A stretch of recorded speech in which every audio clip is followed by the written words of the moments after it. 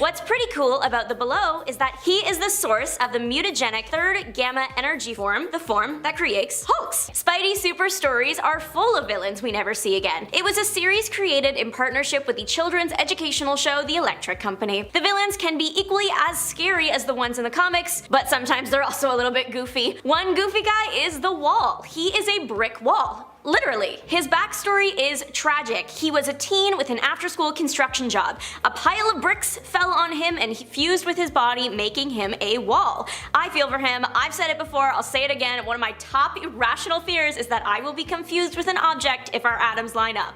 Poor guy. He's very mad about his circumstance, valid, and takes his anger out on Spider-Man, who had nothing to do with it.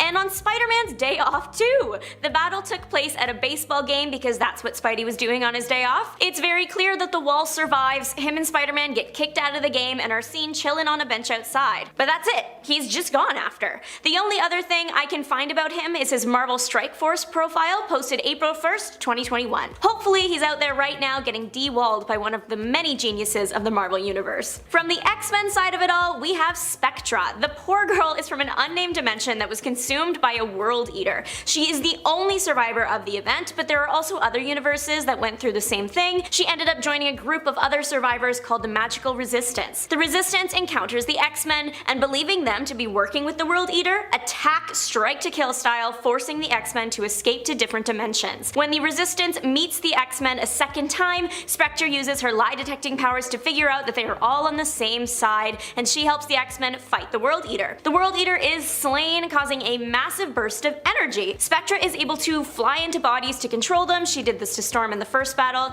and it implies that she's kind of like a ghost. There is a very real possibility that the energy explosion vortex thing didn't hurt her, and she's just left because the World Eater was taken care of. She hasn't been seen since 2017's Extraordinary X-Men issue 16, but I think she deserves to make a comeback as a hero. She did have some character development and ended up as an ally to the X-Men. Flying Tiger has been around since 1981, debuted in Spider-Woman 40, and then disappeared in Amazing Spider-Man 18 in 2018. Flying Tiger was a former American football player. When his professional career failed, he turned his skills to villainhood. He became a talented assassin with a 100% success rate, until Spider-Woman, of course. Since his debut, he has battled Iron Man, the Fantastic Four, and of course the last hero to see him alive, Spider-Man. The thing is, we don't have a confirmation that he died. In Amazing Spider-Man 18, Spider-Man, along with most villains he's fought in his career, are being chased by Robot Kraven the Hunters. Taskmaster and Black Ant created robots modeled after Kraven so they could host the Great Hunt, an event where the rich can pay large amounts of cash to get put in a virtual reality space where they control the robots and are able to get revenge on the villains that wronged them. The rich do not hold back. We see the iguana either die or get critically injured. Flying Tiger is tackled mid-air, and that's all we see. He's not in the comics after it, so it's unclear whether he escaped or not. J. Jonah Jameson may make Peter Parker's life infinitely more difficult than needed, but nobody deserves to have their birthday cake stolen, and by a villain, no less. The Birthday Bandit is another goofy villain created for the Spidey Super Stories. His entire thing is that he goes around ruining birthdays by stealing all the party supplies. The biggest birthday cake in the city currently belongs to the Triple J, and the Birthday Bandit wants it. He breaks into the building, grabs the massive cake, only to be webbed by Spider-Man. Unfortunately, the damage is done and the cake is completely ruined. Jameson walks into a smashed cake and doesn't know whether to blame Spider-Man or the Bandit. He does chuck a piece of cake at Spider-Man though, and poor Peter is forced to spend his day off in his birthday suit doing laundry. The Bandit is presumably sent to jail, but who knows if this wacky villain will make a comeback. Happy birthday to anybody who is celebrating today, but keep an eye out just in case the Bandit is still on the loose. Personally, with all the wacky villains that Spider-Man has had to deal with, I think we need a Lego Spider-Man movie the way that they did Lego Batman, because in Lego Batman they brought back all the random people he's fought over the years no matter how goofy they are, so I think we need one for Spider-Man. That's personally my choice for this, but let me know in the comments down below which hero you would pick. From the same universe and looking equally as ridiculous is Fancy Dancer. This guy is a bigger deal than the last one, okay? Spider-Man has had to team up with Miss Marvel this time to take him down. Fancy Dancer kidnapped the principal beautiful dancer in the ballet and planned to take her back to his studio. He gets found by the two heroes backstage and a fight breaks out. Numerous blows and dance puns are thrown around until Spider-Man takes him out by pushing him in a fountain. The kidnapped dancer is returned to the ballet and Fancy Dancer is never seen again. Former head of the Brotherhood of Evil Musicians hasn't been seen since his debut in the powerful Pachyderms in 1989. Clarinetto is an intelligent man. He has been posing as a music teacher at a music conservatory, but he wasn't teaching people music, he was teaching them to become celebrity impersonator warriors. There is a musical battle of epic proportions that takes place, and it ends with one of the super elephants creating a super blast that takes out the school and presumably everyone in it. We don't see Clarinetto ever again, which could be because he was blown away, but the power elephants were only ever meant to be a one-hit wonder, so we'll never know if Clarinetto made it out. Although he was a fan of the leader of the wrong side of World War II, so I think he can just stay away, that's okay. The thought police in George Orwell's 1984 are probably the most famous, but Marvel has also toyed with the idea in 3 issues of Sleepwalker. 3 issues for 3 members. Marvel's thought police were made up of Wiretap. He could jam communications between any device. There was also Nightstick. He was a very strong brick wall of a man, not literal this time, and he was considered the group's leader. And finally, Cuffs, a regular woman with special mittens. She had gauntlets that would expel highly versatile liquid similar to clay that she could manipulate to attack from a distance. The trio tricked the Fantastic Four into helping with their mission of ending the hero Sleepwalker. Sleepwalker does look like a villain, so the Fantastic Four judge a book by its cover and agree to help. Sleepwalker is connected to a human host, so they must go into the host's mind to get him. But once the F4 realize that Sleepwalker isn't the villain, they turn on the trio. Everybody battles, and then eventually the Thought Police and Fantastic Four are back on Earth. The Thing was about to clobber the group, but they were considered to be part of a government-sanctioned operation, and if he did, he would be arrested. So the Thought Police are left with a government high up, and who knows where they are now. That was back in 1991 in issues 14, 15, and 16 of Sleepwalker. We have a member of another Brotherhood in the house. This time we are looking at Lifter of the Brotherhood of Mutants. Lifter's abilities include density manipulation. He can give himself super strength just by changing his body density. He can also manipulate gravity, reducing its effect on what he touches. Magneto created the Brotherhood, but when he left the picture, the group changed their name to become Mutant Force. They were working for Mandrill as soldiers for hire fighting the Defenders. Then the Mutant Force moved on to join the Secret Empire as thugs, again battling the Defenders. The group reinvented themselves a second time, becoming the Resistance, a group against the Mutant Registration Act. Lifter and Mutant Force would protest by causing disturbances around the world and organizing rallies. All good things must come to an end, and eventually the villain squad parted ways. Back in 2021, Lifter ended up volunteering to have his powers taken by Snark, so I think he has truly disappeared to go live a normal life. Good for him. This next man is iconic. Literally, his name is Icon. He appeared in 2 issues, Excalibur 59 and 60. He was a Wakandan biochemist who experimented on himself in their advanced labs. He ended up giving himself the ability to turn himself and others into wood. With his newfound power, he set his eyes on the Wakandan throne. He had the idea in his head that Black Panther did not respect him as a scientist. One night during a celebration, Icon shows up and starts turning people to wood.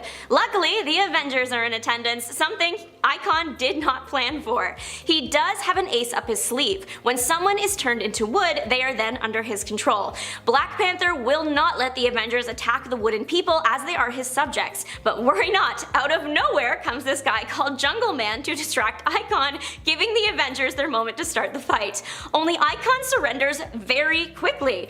See, his whole plan rested on taking the throne quickly through fear, because the turning to wood thing only lasts an hour. The change back makes him pass out and he's carried away by Black Panther. That's all, folks. He was an old man, so maybe natural causes took him out, but he is literally never seen again. Cold Heart? A villain with a point. Sadly, she hasn't been seen since Avengers Standoff. Cold Heart has had a tragic life. Her son was caught in the crossfire of a hero and villain's battle and sadly passed away. From that day on, the heartbroken mother has hated heroes because she believes they never get a proper punishment for when they level a city during a fight and innocent lives are lost.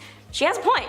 To get her revenge on the heroes of the world, she stole her costume from the government agency she worked for. Her suit is bulletproof and comes with 2 cryonic swords that can freeze anything they touch. She primarily fights Spider-Man, and he is one of the only heroes that has survived her pursuit of them. She was inspired by his good nature and genuine want to protect civilian lives that she let him go. She eventually lands herself in prison, but escapes in New Avengers. This woman is tough. She survived the Stamford explosion and then ends up in S.H.I.E.L.D.'s Pleasant Hill prison, eventually joining in on the massive Avengers standoff battle. And then we haven't seen her since. She is a highly trained martial artist and swordswoman, suggesting that she was probably a field agent of some sort when she worked at the agency. So maybe she just slipped away and is living a quiet life again. For example, we've got Armless Tiger Man. Gustav Hertz worked in a mechanical laboratory in Munich, Germany during the 1940s. Now, unfortunately for Hertz, one day his arms got caught in a machine and had to be amputated. While this is a horrible thing to happen to anybody, Gustav did survive the experience, and he was later given reading material on how to operate day to day without arms, instead using his mouth and feet to complete daily tasks. Turns out that he was really good at this. Hertz developed ridiculous skill in using his teeth and feet. He even took things a couple steps further. He sharpened his teeth into fangs so that he could bite people, and he even developed above average levels of strength and dexterity in his jaw, legs, and toes, allowing him to bend steel with his mouth, kick really hard, and throw daggers with his toes. He ended up proving how capable he was as a World War II enemy of the hero Angel and Wakanda,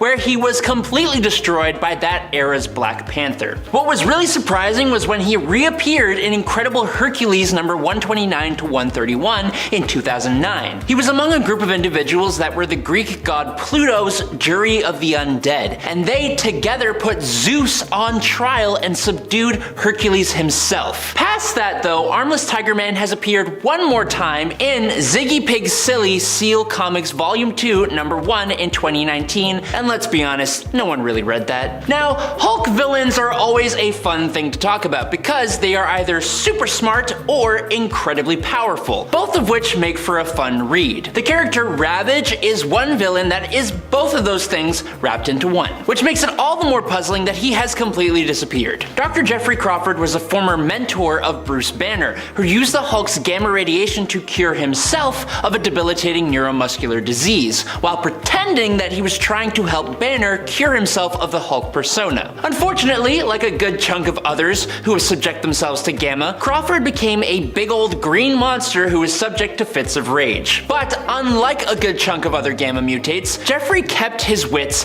and was both an incredibly strong villain able to rival the Hulk physically, but also cunning and able to outthink the Hulk as well. He had this plan to try and become Ravage full-time instead of only temporarily hulking out. Banner had to team up with General Ross to try and bring him down, resulting in a huge brawl between the two Green Goliaths, but it was actually Major Talbot who used a cryogenic inducer to freeze Ravage, and he was kept in suspended animation at Gamma Base being researched for ways to defeat the Hulk himself, and the last mention of him was way back in 1998. What always boggles me is when a villain has an absolutely huge backstory that ties into the Elder Gods and the greater Marvel godly planes, but then they just never show up. For example, Echidna, or Echidna, however you want to pronounce it. Echidna or Echidna was an Elder Spawn, the granddaughter of the Elder God known as Set, who is a big deal in Marvel Comics. Set was the first Elder God to realize that he could steal the power of his other Elder Gods by consuming them, which kicked off a whole massive war between the Elder Gods, turning most of them into demons. So his granddaughter is not someone to mess with. Echidna is the mother of all monsters. She made Angerboda, Cerberus, Chimera, the Lernean Hydra, the Nemean Lion, and the Sphinx, just to name a few. Despite that though, in the modern day, she has been a part of some just straight up sucky teams. In 2013, she became a part of the second Doom Maidens team under Caroline Le Fay, who were eventually able to resurrect Morgana Le Fay. And in 2018, she became a part of Namor the Submariner's Defenders of the Deep when he decided that land dwellers weren't allowed in the ocean, and she stayed part of that Atlantean team until she turned on Namor and challenged him for the Atlantean throne and got defeated by Ghost Rider when the Avengers showed up back in 2021. Now, the villain Dr. Bong was a goofy villain even during the Golden Age. He has a metal ball where his left hand should be, and he uses it to create concussive blasts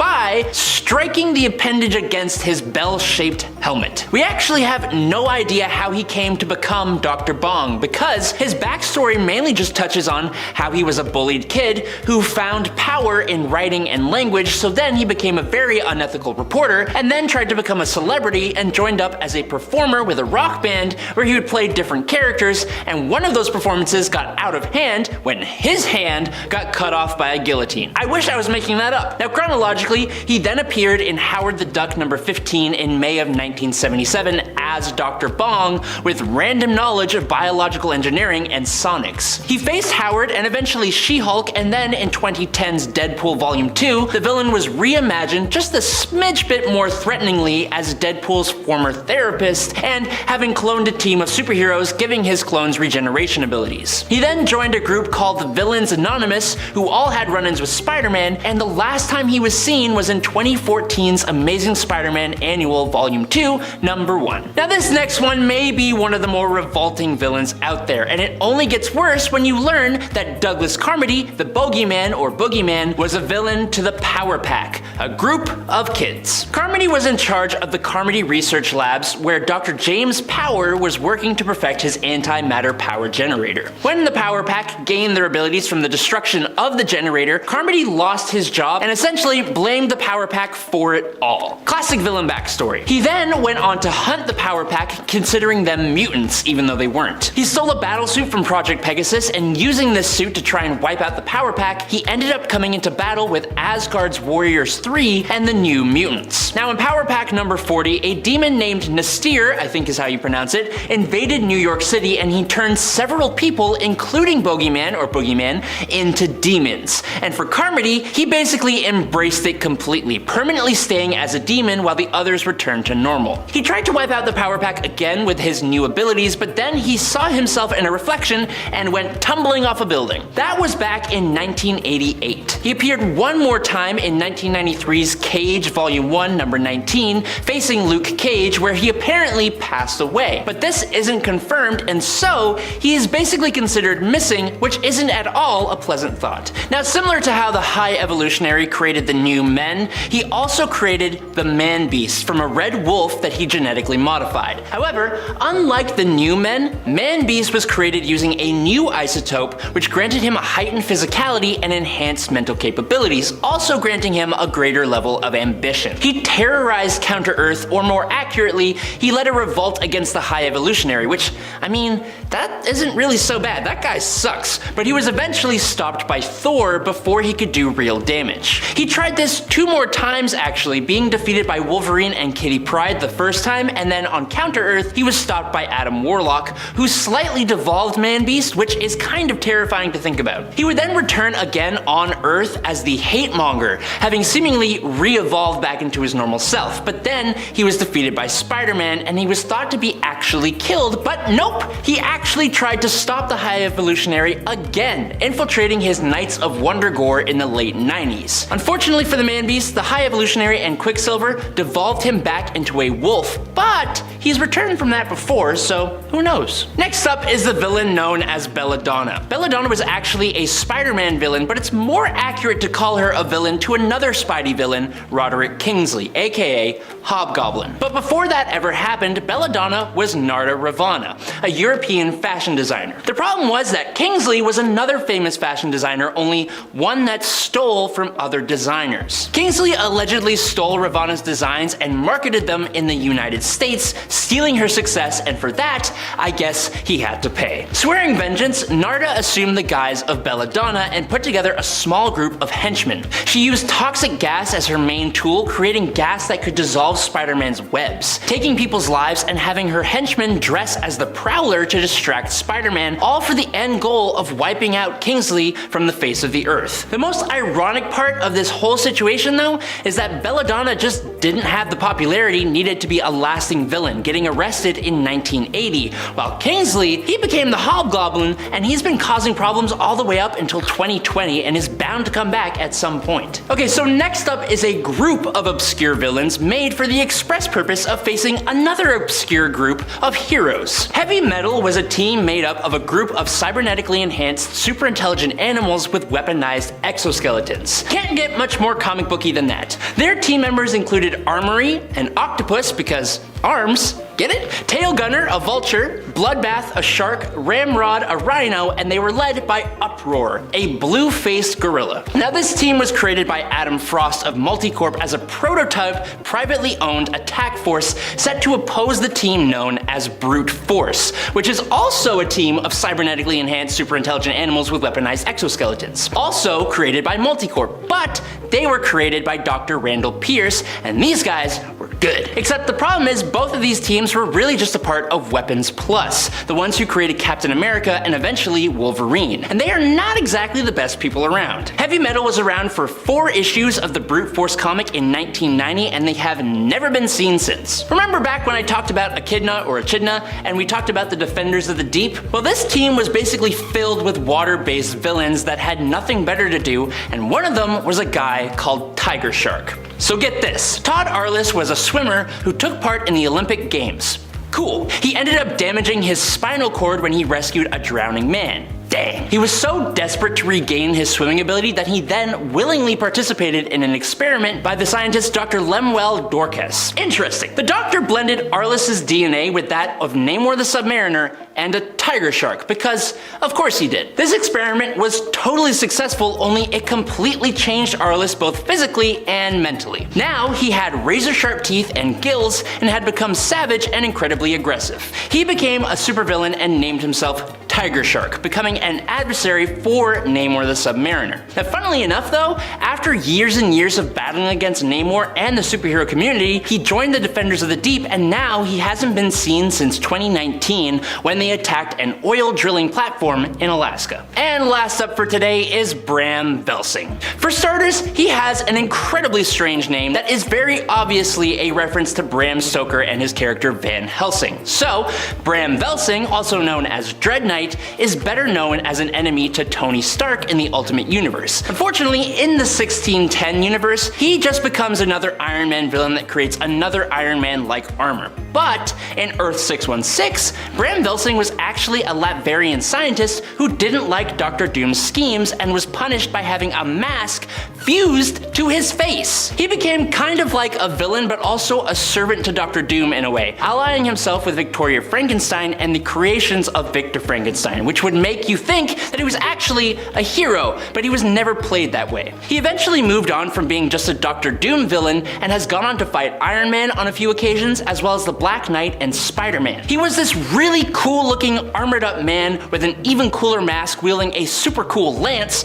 riding a black winged horse. It was dope, but curiously, while he's never actually been sent to the afterlife, his last appearance was serving Dr. Doom in Iron Man Legacy Volume 1 Number 3 back in 2010, and he hasn't been seen since. Grotesque was once a prince that lived in the underground realm of Subterranea. He is also so hard to kill. His first big fight that we got to see was against the X-Men. Grotesque was the last living member of his kingdom. An earthquake caused by Dr. Hunt destroyed the underground civilization, and of course, one survivor remained Grotesque. He rightfully guessed that the above world caused the earthquake and came up to avenge his people. He learned of the earthquake machine and decided to use that to destroy the above world. He confronts the X-Men, and the X-Men defeat him because Professor X used his mental power to stop the machine. Frustrated, Grotesque slammed himself into the machine to get it to work again, but that actually caused it to explode. The X-Men thought that the explosion killed him and Professor X. They were wrong. Professor X wasn't actually there. It was actually Changeling that of been pretending to be Professor X under Professor X's command, and well, Grotesque just can't die, so he went on to fight Miss Marvel. She also hit him with something that should have killed him. He survived and fought the Avengers, and then later Thor.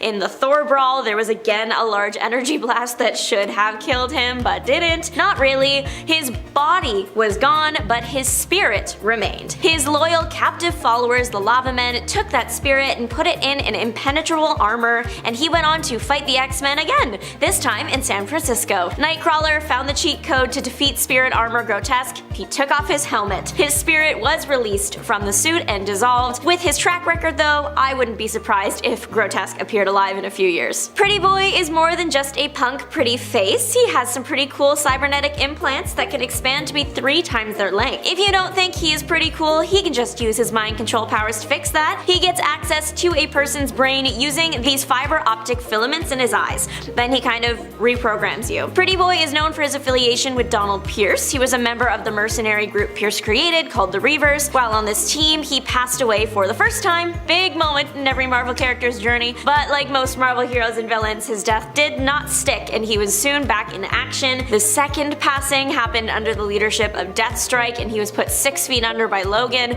but again it didn't stick and the guy was back in action brawling against the X-Men. Eventually, by the end of the battle with the X-Men, he was arrested. The character debuted in 1988's Uncanny X-Men 229. A bonus story in Marvel Tales Volume 2, issue 262, featured the X-Men sparring against a pretty interesting group. They were known as the Desert Dwellers. Their leader was Sunstroke. He claimed he was created when a man's sense of strategy was melded with the power of the Daystar. I'm assuming the Daystar is the sun. Combining with the sun in this case gave Sunstroke the ability to create and absorb light and heat. The creation of the heat also allows the guy to fly. Sunstroke, like the X-Men, fights with a team, the Desert Dwellers. We'll actually get more into one member in a later video, but for now, there are 3 other things on the team. I say things, not people, because they were a cactus, stone, and lizard made into humanoid villain versions of themselves. Squadcles. The Desert Dwellers fought the X-Men when the X-Men were traveling through the desert. The Desert Dwellers attack the X-Men, but they don't actually care that they attack the X-Men flying plane. They just have been taking down flights for supplies. It's in this fight we learn that Sunstroke needs the sun to activate his powers, so Storm creating clouds made him almost fall from the sky. Honestly,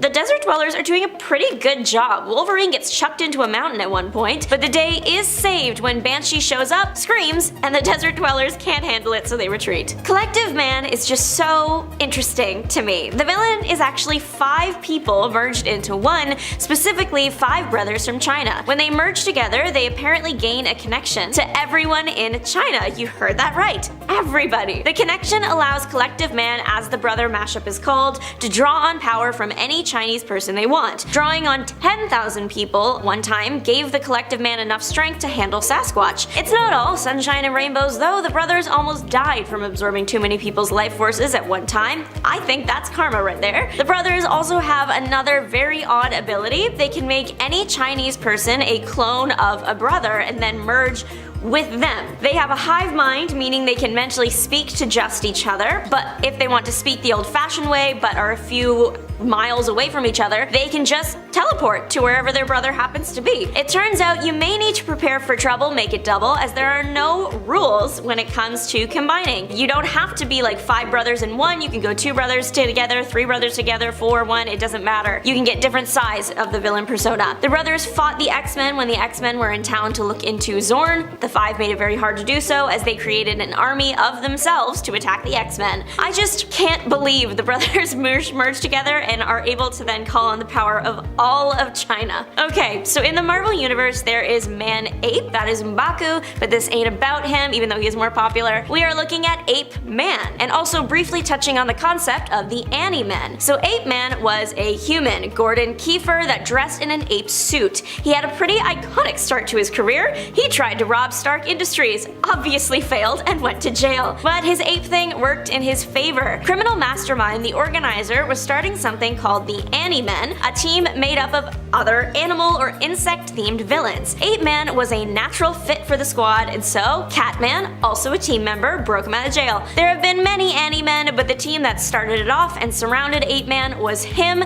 Cat, Batman, Frogman, and Birdman. They fought against the X-Men in X-Men 94. The Anti-Men showed up to take over a military base and the X-Men said nope. It's in this comic that it's shown that Count Nefaria did some experimentation on the Anti-Men to make them more like their animal counterparts and significantly less human. 8-Man becomes way stronger than he used to be. The fight with the X-Men doesn't go well for the heroes at first. The reason? They're too tired. The X-Men get it together though, and in the process, 8-Man gets to experience Storm's power firsthand. The X-Men do come out on top, which really isn't shocking in the slightest. 8-Man does meet his end eventually due to an explosion. Bloody Bess, she is a queen, she is mother, she deserves attention. She is a pirate, and currently little is known about her past. Her present is a different story. The woman is a pirate. She is part of the Crimson Pirates. The Crimson Pirates and the X-Men first went mutant abilities to sword when the pirates were temporary allies with Goth, a shifty guy involved with unethical trading. The allies assisted with releasing someone that really should have stayed in X-Men custody. The X-Men ended up fighting the allies, and of course Bloody Bess and the X-Men were winning, but there was some possession involved and the X-Men were captured. Bloody Bess was in charge of keeping that section of the team in check. The team was taken to this market and then things went south from there for the pirates. Goth was no more by the end of the battle and Bess, along with the other pirates, fled. The Crimson Pirates stuck together and worked as kind of like mercs for hire. Bloody Bess, as a pirate, is very good at sword fighting, but she also has telepathic powers. She once tried to use the powers to connect with Omega Black for an assignment, but instead let the Shadow King loose. The king possessed her fellow pirates and they attacked her. She called to Nightcrawler for help. They had a little thing going on. He arrived, the X-Men arrived, the X-Men also then got possessed, and Nightcrawler and Bess had to fight together to save the day. Last we know of Bloody Bess, she has dedicated her days to finding her old pirate friends. All in all, a very cool character on a cool team, and yet she has less than 10 appearances. She debuted in the year 2000 and her last appearance was in 2015, so hopefully she gets picked back up soon. Back when Hank McCoy, Beast, was being recruited by Professor X to join the X-Men, there was another guy who wanted to get Beast on his side. His name was Orlando Furio and he wanted to conquer the world. He wanted Hank on his side so bad, he kidnapped him and his parents. He used Hank's parents as leverage to get Hank to steal a mini energy reactor. The reactor was used to power a machine that was designed to create global disasters. The good news is the X-Men eventually arrived and made sure the machine would never even once be used, and they freed Hank and his parents. The machine exploded and the guy, Conquistador, was caught in the destruction and presumably also exploded. He really committed to the bit though, the Conquistador. He carries around a sword designed to look like what the actual Conquistadors would have had. It splits into a 3-pronged stun weapon that really hurts if its blast is directed at you. Not only does he dress like a Conquistador, but he managed to find a bunch of other people that were also willing to dress like Conquistadors to be his henchmen. He operates out of a building that was either from that time or built in that fashion. No one is doing it like him anymore. Bring back villains that had a theme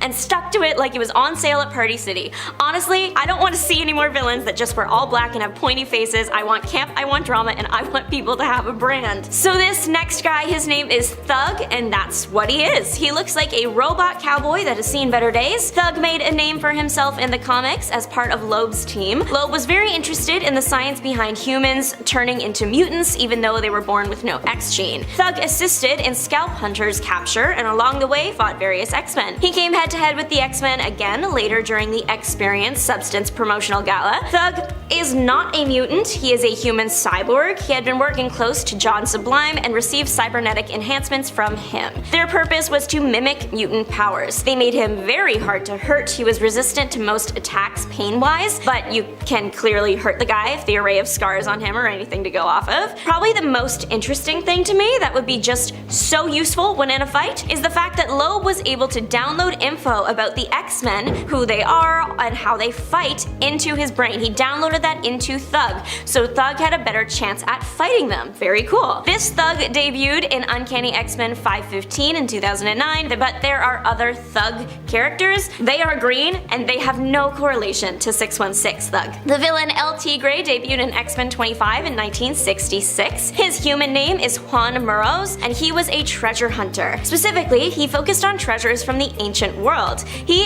is a menace. That is literally what he is described as on the cover of his debut comic. In that comic, he finds an amulet that belongs to the Mayan sky god. It gives him an array of powers like telepathy, telekinesis, and something called precognition, knowing if danger is coming or near. El Tigre with all these powers only exists when he has part of the sky god's amulet. When both pieces are put together, he just turns into the sky god. X-Men issue 25 explains this whole journey. In issue 26, we see a fight between the X-Men and El Tigre, with the X-Men trying to get the amulet off. They do, of course, succeed, and El Tigre is back to himself again and arrested. He later reappears to fight off against Khazar in issues 3, 4, and 5 of volume 2, but issue 5 is where El Tigre has met his match in the form of the Mystic Mist. The mist causes him to evolve to the state of death and he falls off a cliff. We do see a very old, very still body, so I think it's safe to say El Tigre is permanently resting. But you never know. The Neo race is made of super mutants, and we are looking at super mutant Salvo. He was part of the Neo war clan that brawled with the X-Men.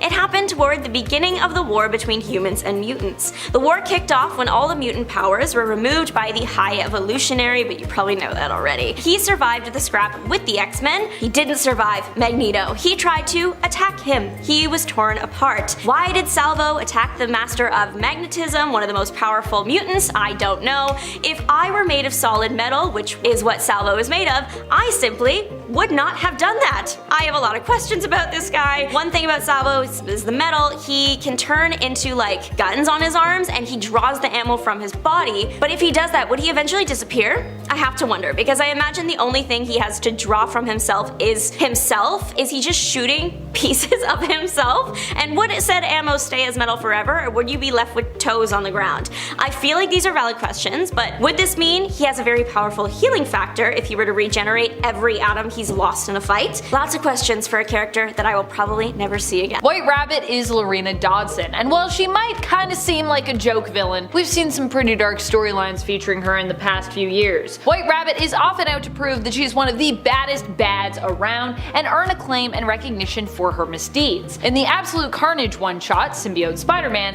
we get to see White Rabbit featured in a much darker tale, when she runs into a judge who at one point came into contact with the Venom symbiote. In the flashback, we find out she ends up getting on his bad side, and in order to get back at him for what she believes was an unfair trial, she comes after him and his son, confronting them with a gun. It turns out the weapon is a joke gun, which actually shoots out just a little flag that says bang, but the shock of the whole event actually triggers a heart attack in the judge's son, Dan, who dies as a result. White Rabbit is arrested, but escapes out of her trial, being busted out by a large mech-like rabbit, very White Rabbit style. She torments the judge as she leaves, who attempts to break into the courtroom to kill her, but accidentally shoots an innocent court stenographer instead. Lorena might have shown remorse here, but instead she actually felt absolved of guilt by the judge's act, showing just how twisted and cold she can be, something that we don't always see a side of her, and I honestly feel like she can be pretty scary at times because of that. These are the kinds of stories I would love to see more of with White Rabbit. What do you think of White Rabbit? Would you like to see more just like intense stories with villains? I feel like we just sometimes don't get enough of those. I mean, sometimes we get too many. Once again, Joker, I'm looking at you. Amazo is no ordinary android. He possesses technology that allows him to replicate the abilities and powers of the superheroes that he battles. This gives him a significant advantage in combat, making him an opponent to be reckoned with, and that's not all. Amazo can even duplicate his opponent's weapons, making him an even more challenging adversary. This is a villain who can take on not just the powers of the Justice League, but who can also grapple, lasso, and fly majestically with a cape, I imagine, if he so chooses, with the best of them. The Flash, Aquaman, Martian Manhunter, Wonder Woman, and Green Lantern make up the roster that Amazo initially faced, and as such, these are usually the power sets that he possesses by default. But in general, Amazo is pretty amazing. Yeah, they don't do a lot with him, I feel like. This next one is honestly just so ridiculous. We're talking about Swarm, a ridiculous villain, but that doesn't mean that I of course don't want more of him in the comics. After all, he is ridiculous, and if you know me, if you've watched any videos that I have hosted, you know that I love ridiculous. Who is Swarm? He's a German World War II scientist who is made up of bees. Killer bees. He escaped after the war and had enough loot in his possession to basically fund his research on killer bees. What he likes to do, mad science stuff. That research led him to becoming devoured by a swarm of initially passive bees who were turned monstrous and then became basically uncontrollable. Trying to control them and it backfired. However, his consciousness ended up merging with the bees as he was devoured, allowing him to basically live on in the swarm, which he often manipulates into a humanoid shape. Also, I gotta say, I was so excited when I was playing Marvel Strike Force when I got Swarm in my game. We're not sponsored, but I wish we were. Marvel Strike Force, hit us up, come on. This next villain is very obscure. We're talking about Baron Bug. Yeah, we got another bug villain for you if you like bug villains. I know I do. Baron Bug and his insect army. He first appeared in House of Mystery issue number 163 back in the 1960s. Here he was introduced as the wildest villain yet on the cover and ended up going up against hero Robbie Reed, the original owner of the H-Dial for those that didn't know. Despite the claim that he was the wildest villain, this wasn't enough to keep Baron Bug going in terms of his momentum, and he quickly fell into obscurity. He did resurface many years later in the 2000s in the 52 series and Doom Patrol, but still most people don't even know who he is, never mind the fact that he was once labeled as the wildest villain in all of DC Comics. A bold claim indeed. One of my favorite new villains from Spider-Man, this one actually comes to us from a not as well known Spider-Man title, or at least I don't think as many people know about it, Spine-Tingling Spider-Man. Now we're not talking about the physical comic series, which also is really great, but instead the digital-only Infinity comic. If you aren't familiar with the Infinity comics, they are nice, light, short reads that are laid out more like kind of like a webtoon, where you like scroll down vertically through them to the end. I personally love this format, it's so cool and there's just so much alternate and interesting stuff that creatives can do with storytelling in this format. The Infinity comics are also only available through Marvel Unlimited, so if you want to check them out, get Marvel Unlimited and you can check them all out. Honestly, Marvel Unlimited is also great. Once again, not sponsored, but I wish we were, we should be, Marvel. In the Infinity comic by Saladin Ahmed, the villain in this story haunts Spider-Man with nightmares, keeping him awake and exhausted. Honestly, my biggest fear, I constantly feel like I'm overworking myself and I do not get enough sleep due to having some mild insomnia, I'd say, and I have a fear of dying from exhaustion as a result. Although, I hope I'm a long way away from that and I'm not that exhausted. In the end, we learn that this villain is known simply as the Sleep Stealer. Honestly, like I said, so scary. And they also have a haunting song, which you can find on Marvel's website that accompanies them as well, being played throughout the comic. I think it's also on YouTube too.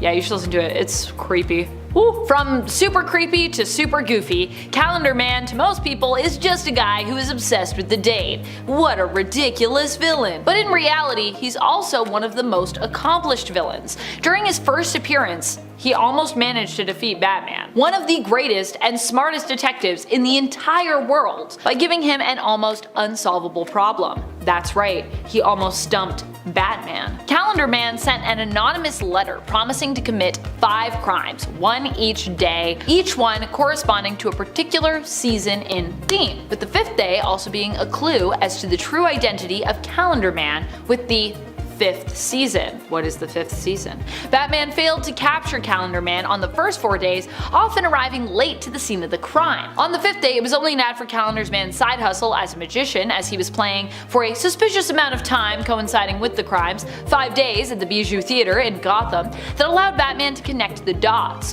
Where would Batman be without ads from the local newspaper? Where would any of us be without the local newspaper? Even Batman knows that local news is important. Also, I didn't say what the 5th season was, but you can guess what it is in the comments, and we'll also see how many of you are probably familiar with that story, because I know I couldn't figure it out. When I got to that reveal, I was like, really? Oh, okay. Mr. Smile and Mr. Sulk both have too cool a design to not do more things in the comics. They make their first appearance back in Doctor Strange issue number 5 back in 2020, and only recently made another new appearance in Vengeance of the Moon Knight earlier this year in 2024, reminding me of how much I love them and think they deserve just more appearances. Hopefully, we won't have to wait another few years before we get another appearance of these two. You might think you know Polka Dot Man, but do you really know him? If you've seen James Gunn's The Suicide Squad, you are familiar with a version of Abner Krill, but the original Polka Dot Man, also Abner Krill, of the New Earth continuity, was a bit different when it came to his power set. Initially, when Polka Dot Man or Mr. Polka Dot first appeared, he came armed with multiple different weapons, which actually all came from the polka dots on his suit. He could basically pull them off his suit and then turn them into any means of different weapons and devices. Super cool. Even once turning one into a getaway vehicle. Yeah, an entire vehicle from one polka dot. This is the version of Polka Dot Man I'd be interested in seeing getting more love, especially if we got like a live action version of this version of Polka Dot Man. Although I did enjoy the version that they included in the Suicide Squad, so you know, that was good too, but the polka dots were a little different. What's better than leaping somewhat high? Walking on stilts. That's the premise behind this strange Marvel supervillain. Wilbur Day is a scientist who began his life of crime after stealing a coworker's design and using it to build a pair of armored stilt legs. Granted, his entire body is covered in metallic armor as well, and it is pretty strong. He even smashed She-Hulk down through the street and into a subway tunnel one time during a fight. Pretty impressive. But tragically, being taller than other heroes does not mean you're automatically better than them in a fight. There's of course that whole knock the legs out from under them strategy, and of course his armor also apparently has weak spots which have been exposed in the comics before to just easily take him down. They're like, oh, a weak point, poke. He's done. Iron Man at one point even fought armor with armor by throwing one of Stiltman's legs right back in his face after he detached them to jettison away and knock Stiltman out as a result. Poor Stiltman, he just can't catch a break. And finally, our last but certainly not our least villain, definitely our most villain, Silver Swan, has such a cool design that when I first saw her in modern day comics, I thought she was actually a new character. But it turns out no. She is a classic Wonder Woman villain. The fact that I didn't know this made me think that she just hasn't gotten enough love throughout her history. So I'm here to help remedy that fact by including her on this list and telling you about her in case you didn't know either. There have been a few different versions of Silver Swan over the years, but she is at her core originally an 80s character, making her first appearance in Wonder Woman issue number 288 back in 1981. In the modern day, she is Vanessa Capitelis, and her powers allow her to manipulate tiny nanite robots in her bloodstream. Move over, Bloodshot! Initially, the character was known for her flight abilities and sonic scream, and for those that love the classic version, do not worry, she still has both those powers in the modern day as well. Starting us off today is a little guy who goes by the name Dr. Psycho. Now, Wonder Woman, being a warrior-bound Amazon, sometimes daughter of Zeus, is one tough lady, and as you'd expect, a good chunk of her opponents are equally, if not more, physically intimidating and pack one heck of a punch.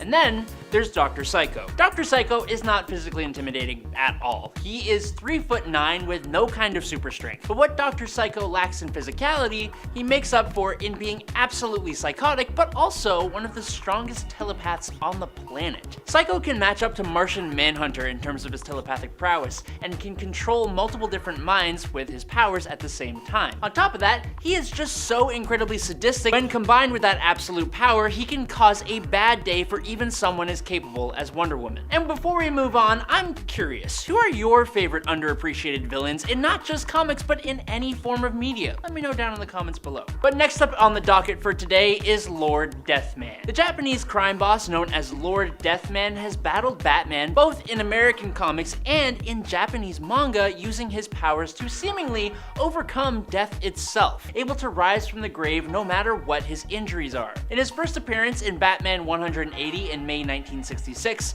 he passed away 3 times using a yogi technique to appear passed away before the final conflict, which saw him actually get struck by lightning and go on to the pearly gates. But since then, he has actually gained the real power to come back from the grave, but at the cost of having a bare bones skull for a head. His regenerative abilities are so powerful that his fluids are used to create the infamous Lazarus pits that Ra's al Ghul uses to stay young and immortal. One of the first first ways Batman defeated Lord Deathman with his new powers is honestly a little out of character for the Crusader. He threw Lord Deathman off of a building into the path of an armored car, which took the criminal down just long enough for Catwoman to lock him in a safe, and then he was shot out into space, and he still somehow came back. Next up is Rogal Zar. Rogal Zar is basically an alien warlord who was actually created by the papa of Superman, Jor-El. Rogal was responsible for destroying Krypton along with Empress Gandello of the Trillium Collective. He went on to later invade the Fortress of Solitude, and he destroyed the shrunken Kryptonian city of Kandor. Now, following a series of battles with Superman and Supergirl, the pair were only able to come out on top when the Girl of Steel used a Phantom Zone projector to send Zar to the Phantom Zone. Now, all of that is pretty impressive, but what really sold a lot of people on his actual raw power was later on, when Rogal escaped from the Phantom Zone, leading an army of criminals, including General Zod, who then turned on him. He did battle with Superman, Supergirl, General Zod, John Kent, and even Crypto the dog, all at the same time, until the Thanagarians showed up and put Zar in permanent stasis. Clifford's mech was a participant in a government experiment which caused him to tap into the quantum field, which allowed him to then manipulate dark matter. Now, we have no idea what that really means because we don't even really know what dark matter is, but in DC Comics, the dark matter in Major Force's body allows him to do incredible things like absorb energy, fly, regenerate, and even create light constructs like a Green Lantern can. Another side effect of all this concentrated energy inside of him means that he will go off like a nuclear boom boom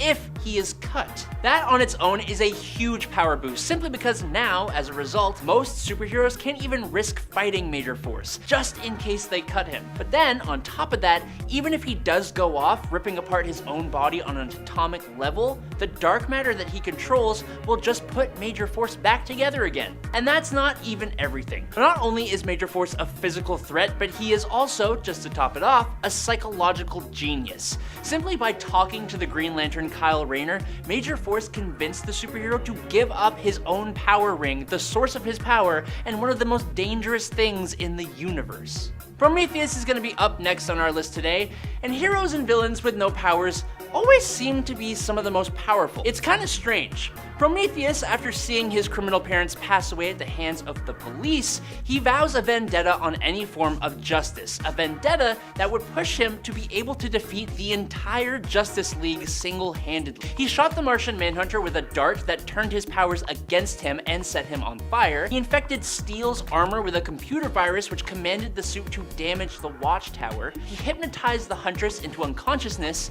attacked Green Lantern with a neural chaff that rendered his ring useless. He trapped the angel Zariel in limbo, tricked the Flash into believing that he had planted motion-sensitive devices that would just go off if the Flash used his powers, and he defeated Batman in hand-to-hand combat, which is nuts. His origin is very similar to Batman's. After his parents were dispatched from the mortal plane, he would travel the globe training and becoming the ultimate combat machine. But he also attended all the top universities, learning as much as he could. He eventually set up a base in the Ghost Zone, and from here he built an armor that could download information on any opponent's fighting style, kind of reminiscent of Taskmaster's ability from Marvel Comics. He is kind of crazy capable, but his vendetta on any kind of justice, plus his Batman likeness, just kind of makes him a little weird to me. Next up, we got Tattooed Man. Abel Tarrant was a sailor who discovered a strange chemical that could bring drawings to life. Now, realizing the potential this chemical had, he inked his entire body with it and became the supervillain Tattooed Man. While performing crimes, his ink actually comes to life to attack his enemies. Over the years, he has fought superheroes with tattoos of tigers, cars, ships, monsters, bears, fire, planes, and dinosaurs. He can even use a tattoo of wings to give himself the ability to fly. Tattoo Man has never been considered a super serious threat, but I think he should be because he is only limited by his imagination. There is nothing stopping him from creating a tattoo of a nuclear boom boom or even a black hole. If he inked kryptonite onto his body, there's no reason that he couldn't take down Superman if he wanted to. Next up today is Dr. Sivana. It's almost ironic that some of the biggest and the strongest superheroes find their adversaries in the form of kind of creepy, somewhat old, bald men. Superman has Lex Luthor, who isn't old, but he is bald. And then for Shazam, he's got Dr. Sivana, who is indeed both old and bald. Sivana is not the kind of guy who's going to be engaging in a battle of fisticuffs, but that's fine because his strength is in the brain department. The villain doesn't have a ton of monumental feats, but one of his best comes to us in the Multiversity Thunderworld Adventures. In the opening pages of this comic, Sivana literally attacks the Rock of Eternity, which is the source of Shazam's powers and the home base for the wizard Shazam. This place has never ever been attacked for an eternity, and Sivana attacked it with a bigger Rock of Eternity, which is weird. He had his own Shazam-like team of superpowered children and his own multiversal duplicates helping him along. He manages to take the wizard Shazam prisoner and mine the rock for its own power, granting himself his own monstrous Shazam-like form, and it's crazy. Now, with a name like Psycho Pirate, it's easy to not take this villain too seriously, but Roger Hayden is quite the capable guy. Hayden wears a faceplate called the Medusa Mask, which can control the emotions of anyone nearby, and he staunchly believed that this was his ticket to riches and power. When heroes or the police try to stop his crime sprees, Psycho Pirate just uses his mask to overwhelm his opponents with shame, guilt, depression, or any other number of emotions. He can also make a person develop a phobia of anything he wants them to be afraid of. Like, in his debut issue, he made Dr. Fate, one of the most powerful magic users in DC Comics, develop cytophobia, aka the fear of food. And then he attacked Fate with a pizza. That's amazing! Psycho Pirate has played a huge part in some of the biggest DC comics ever, including Crisis on Infinite Earths and Infinite Crisis. If you needed more proof, Amanda Waller, the head of the Task Force X program, aka the Suicide Squad, has claimed that Psycho Pirate is one of the scariest beings in the universe, calling him, quote, a man who could make gods go mad, a man who could make the mad gods sane again. And in our second place today is Extant. Henry Hall, the brother of Donald Hall, aka Dove, started his comic book life as Hawk, being empowered alongside his brother by a Lord of Chaos and a Lord of Order who had fallen in love. Now, Henry represented chaos. Hawk and Dove together were vigilantes and were even part of the Teen Titans for a time. After the Crisis on Infinite Earths, however, in a dystopian near future that was home to a time-traveling hero called Wave Rider, Henry had become an oppressive tyrant named Monarch who ended up going back in time and fighting the modern-day heroes before he was wiped out by the Henry of the present day. I hope you can follow that because it was kind of hard for me to follow when I read it. Present-day Henry then took up the Monarch title and mantle in the modern day, becoming a villain. Now, eventually, Monarch stole the time powers from Wave Rider and then allied himself with Parallax, aka the corrupted Hal Jordan, and he took on the new villain name of Extant. While he was the front for Parallax's scheme to recreate the multiverse using alternate timelines, he tried to alter time to give himself an entire army of superheroes and found himself battling all the greatest members of the JSA. And Extant tore through them all like they were a joke, and he even used his temporal powers to age up the members of the JSA that he didn't just straight up send to the afterlife. And lastly today, I think anyone who hasn't heard of this villain before would be forgiven. When you think of the most fearsome villains, specifically the villains of Captain Marvel, otherwise known as Shazam, you may not first think about the 7-inch long sentient worm from Venus known as Mr. Mind. This diabolically evil mind-controlling worm, after the events of Infinite Crisis, would cocoon himself and then emerge as a massive monstrosity capable of manipulating reality, consuming universes, and traveling through time and space. He was described as, quote, eating years and events from this universe's history, altering the Earth with every flap of his giant wings. It took a combined effort from Booster Gold, Supernova, and Skeets to defeat Mr. Mind by trapping him inside Skeets' shell, which was fortified by the Suspendium. Then, Booster Gold threw Skeets through time with the help of Supernova to the day that he was first discovered on Earth by Dr. Sivana, and then he's trapped in a time loop forever. So they didn't actually end him or defeat him, they just trapped him. This all-powerful, mind-controlling 7-inch long worm. With a name like Apocalypse, yeah, you're gonna be a problem. Apocalypse can't be permanently killed. He can die. He will come back, though. He's the youngest on this list, I think. The baby, he's only about 5,000 years old. Apocalypse is an external mutant. That means the resurrection thing is part of his mutation. It's not a common mutation. He's special and different. He was recruited by the Celestials to join the line of Guardians. The Celestials took him away, added some Celestial tech to his body, body, making him even more powerful than when he started. To stay alive as long as he has, he must hibernate like a bear, then when he wakes up, he makes a mess and goes back to sleep. One time, he woke up and then almost immediately tried to start a war between humans and mutants and take over the world. Apocalypse can regenerate himself from a single drop of blood, he can alter his body in a variety of ways, like make himself taller, he can fly, disintegrate you with a little tap of the finger, teleport, wield magic, absorb energy, plus more. He's someone you want on your side. Thankfully, in the end, he joins the X-Men by agreeing to live on Krakoa and follow the laws there. Picture the sun, like at its blazing peak. That's a lot of energy and power, right? Now multiply that by 1,000. Not to be your 8th grade math teacher with an odd math question, I swear, I'm going somewhere. That somewhere is Surtur. Surtur has all that power as established in Journey into Mystery 104. It also establishes that he can create a circle of pure flaming energy that is powerful enough to destroy an entire galaxy. That's just him, as himself, no absorbing other power or wielding anything. But he can wield, if you were wondering, specifically the Twilight Sword, or the Sword of Doom. It was made using a galaxy that blew up and is now constantly on fire. It's called the Burning Galaxy, because what else would you call it?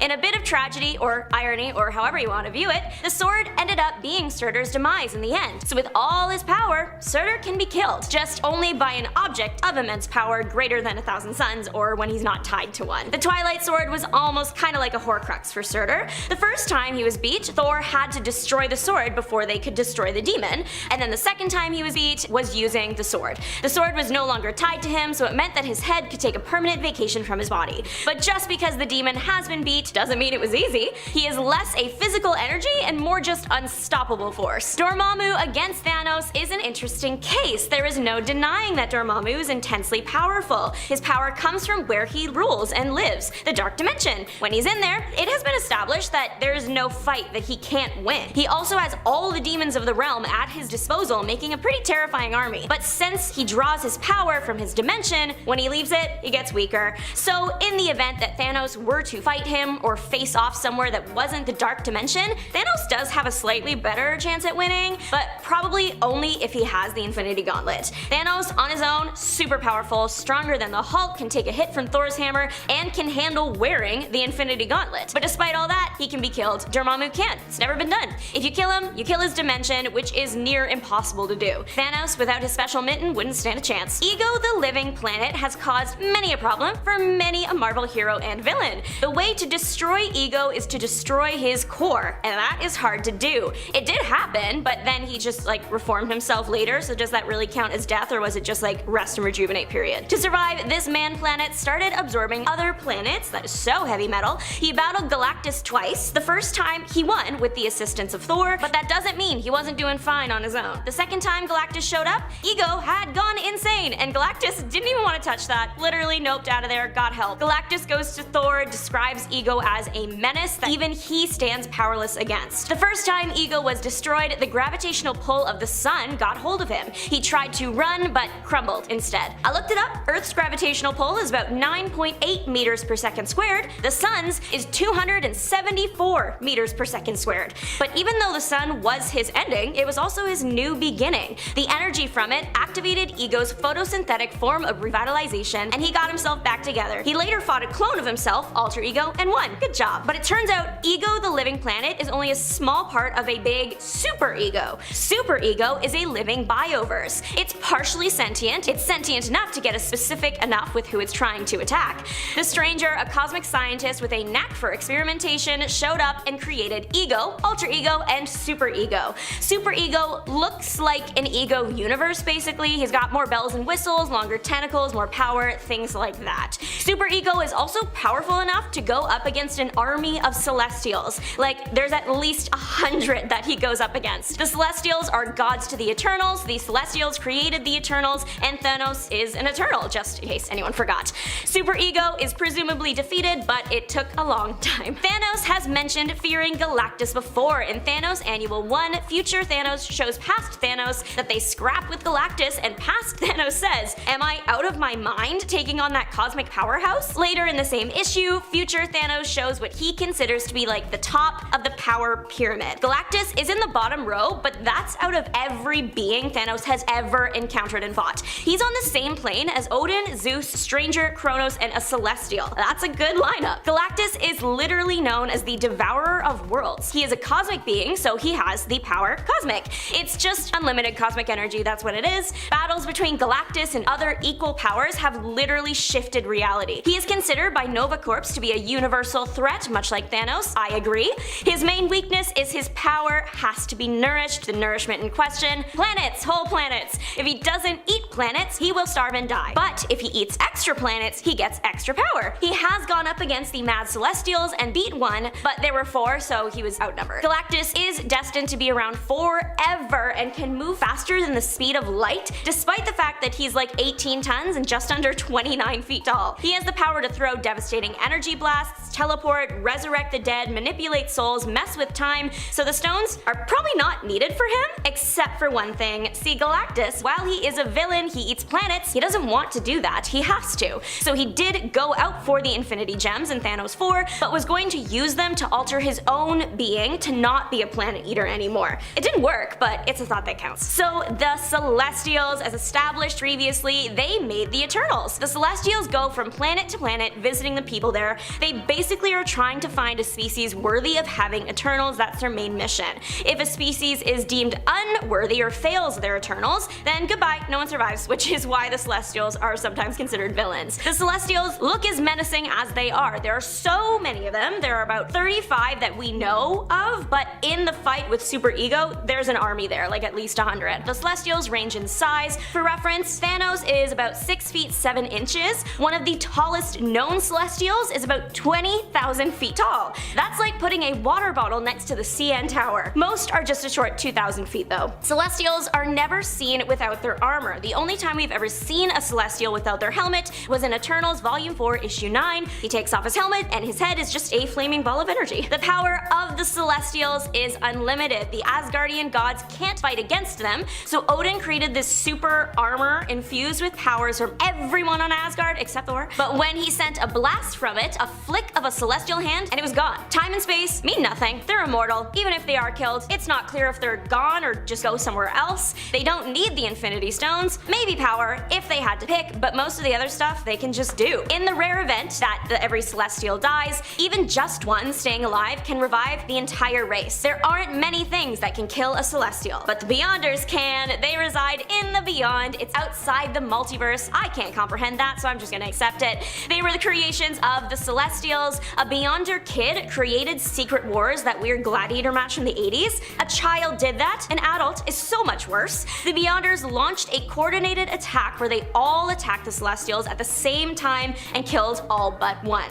The reason the Beyonders were acting up was because they wanted to destroy the multiverse to get rid of someone else and then hoped when it restarted that guy would be gone. So if you tried to stop them blowing up the multiverse, they had no choice but to go after you. They also took out other entities like Lord Chaos, Master Order, Eternity, the In-Betweener, Infinity, and the Living Tribunal. That's a lot of powerful people. They have the power to build entire universes at their fingertips. Their only limit is they are confined to their own timeline. No time travel. Very sad. They can shift realities, just not like time travel in traditional sense, I guess. Like a lot of people on this list, they don't really need the Infinity Stones, but if they did want one, my guess is they would choose time. Logos is Loco. They started out as 3 things: Master Order, Lord Chaos, and the In-Betweener. After the Beyonders destroyed the 7th form of the universe, the 8th form was created, and in this one, Galactus evolved into a force of creation. Master Order and Lord Chaos, they liked it better when he was a force of destruction, so they tried to get him to go back. But the Living Tribunal said, no, Galactus is perfect the way he is. Order and Chaos didn't like that, so they eliminated the Tribunal so they could be the top of multiversal law.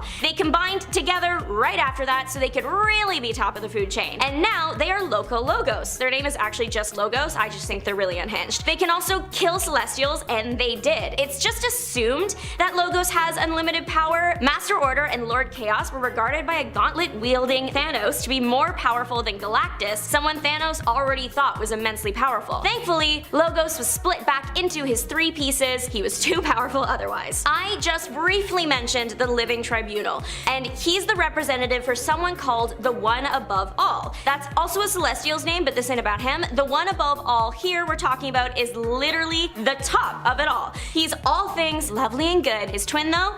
Demon. His name is one below all. So above represents love and creation, below represents hate and destruction. Below was created when above got really, really mad. It's like he literally split in half. The one below all has one thought: destroy. Seriously, that is his only purpose. He wants to destroy everything. His power is limitless. He can and will destroy the entire multiverse on his own. His weakness is that he literally has no thoughts, head empty. So if he ever needs to make a concrete plan, he does need to get a host with a brain. Most of the time, he doesn't need a host. The one above all literally keeps below locked up somewhere away from the multiverse. Again, my brain can't comprehend that, so I'll just accept it, and only releases below when it's time to reset everything. So he comes out, destroys everything, then gets locked away again until it's time to do it again. The West Coast Avengers get all the weird villains. Cactus is a great example. He is a cactus and he's funny. Literally the first time he's seen in West Coast Avengers 17, Wonder Man laughs at him because he's a cactus. Cactus was created by the Dominius computer from a desert cactus. The computer gave the cactus human-like mobility and intelligence. This cactus is the original, but there are hundreds of duplicates out there apparently.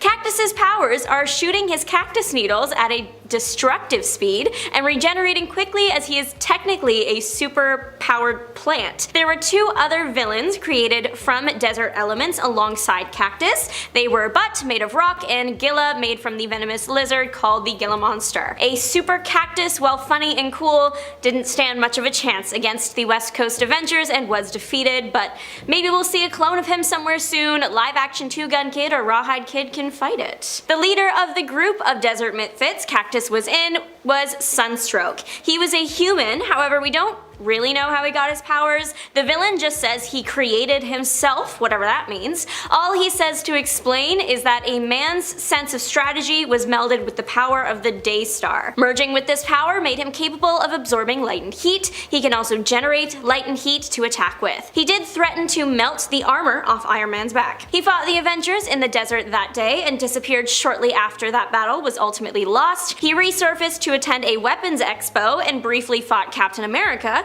He went on to fight the X-Men. Later he joined the Masters of Evil, but was arrested after the team unsuccessfully took on the Thunderbolts. Echidna is literally mother. She is the mother of monsters both in Greek mythology and Marvel mythology. She has fought the Avengers Standard a few times and was affiliated with the Defenders of the Deep. She helped King Namor keep humans out of the water when the king declared the oceans off limits to everything that wasn't native to it. Echidna was also part of the Doom Maidens. During her time there, she attempted to recruit the Amazons, but ended up fighting the Amazons and losing. Most of her scraps with the Avengers happened while she was on the Defenders of the Deep. Eventually, she fought Ghost Rider and was neutralized by him. Icon among men, literally his name is Icon. Icon appeared in 2 issues, Excalibur 59 and 60. He was a Wakandan biochemist who experimented on himself with the advanced tech Wakanda had to offer. The experiments resulted in him gaining the ability to turn himself and others into wood. With his new power, he set his eyes on the Wakandan throne. He had the idea in his head that Black Panther did not respect him as a scientist. Not true, by the way. One night during a Wakandan celebration, Icon shows up and starts turning people to wood. Luckily, the Avengers are in attendance, something Icon did not plan for. He does have an ace up his sleeve though. When someone is turned to wood, they are then under Icon's control. Black Panther wouldn't let the Avengers attack the wooden army as they are still technically his subjects. But worry not, out of literally nowhere comes this guy called Jungle Man to distract Icon. Jungle Man gives the Avengers their moment to start the fight, but Icon surrenders very quickly. The reason is because his whole plan rested on taking the throne quickly through fear, because the turning to wood thing only lasts an hour. The change back makes him pass out and he's carried away by Black Panther. Grotesque is hard to kill, for real. He first fought against the X-Men and was the guy that everyone thought eliminated Professor X, but he didn't because it was Changeling, but the energy blast Grotesque took then didn't kill him, and he went on to become a menace to Miss Marvel next, she also hit him with something that should have ended him. He again survived and fought the Avengers. In this particular battle, he was part of a group of subterranean beings that were initially fleeing their home underground because it was being attacked by deviants. Grotesque was a villain at heart though, and later, after that battle, kidnapped Thor's human host, Donald Blake, holding him hostage while Grotesque's lava men brought the living rock to the surface. The idea was that the living rock would then blow up a lot of the surface world. Thor made sure that didn't happen and broke the rock before it could come up. All the energy from the rock supposedly destroyed Grotesque. But he lived. He really is that one Emma Roberts surprise but you thought you'd seen the last of me meme. Turns out the energy just destroyed his body, not his spirit, so that was still floating around. The lava men took that spirit and put it in impenetrable armor, and he went on to fight the X-Men again. Nightcrawler found the cheat code to defeat Spirit Armor Grotesque. He took off his helmet. That's it. That caused the spirit to dissipate. Is this the end for Grotesque? Who knows? He has come back so many times, I wouldn't be surprised if we see him again soon. Making a deal with the devil is a common occurrence in the Marvel Universe. Actor Jason Rowland joined the trend in Tower of Shadows 5 when he made a deal with a demon, acting success in exchange for his soul. The demon was revealed to be Satanish, created by Dormammu and one of the most powerful demons seen by Earth. Jason's side effect of the deal was he looked like a monster, so he stayed out of the spotlight for a few years. He also, in that time, took on the villain name Hangman. Eventually, he met the mercenary group Night Shift and took over the team for Satanish. Hangman convinced the team to give up their souls to him so he could have more fame and power. The only thing was in the middle of all of this, his group caught the attention of the West Coast Avengers. The West Coast Avengers and Night Shift, while initially at odds, joined forces once the Night Shift realized their souls were in jeopardy. When the two teams defeated Hangman and his master, Hangman left to join another team of villains, the Lethal Legion. The Legion belonged to Satanish, and they again fought the West Coast Avengers and lost. The name Hangman didn't come out of nowhere. He carries around an enchanted rope. The rope can be as long as he wants it to be, and you can't cut it unless he wants you to. Literally, by force of will, Hangman can make the rope uncuttable. The rope is like an extension of Hangman as it responds telepathically to him. But if you hurt the rope, you won't hurt him. Necrodamus was born all shriveled up. His body was incredibly weak. The natural fix here is to turn to dark magic. That's the only thing you can do.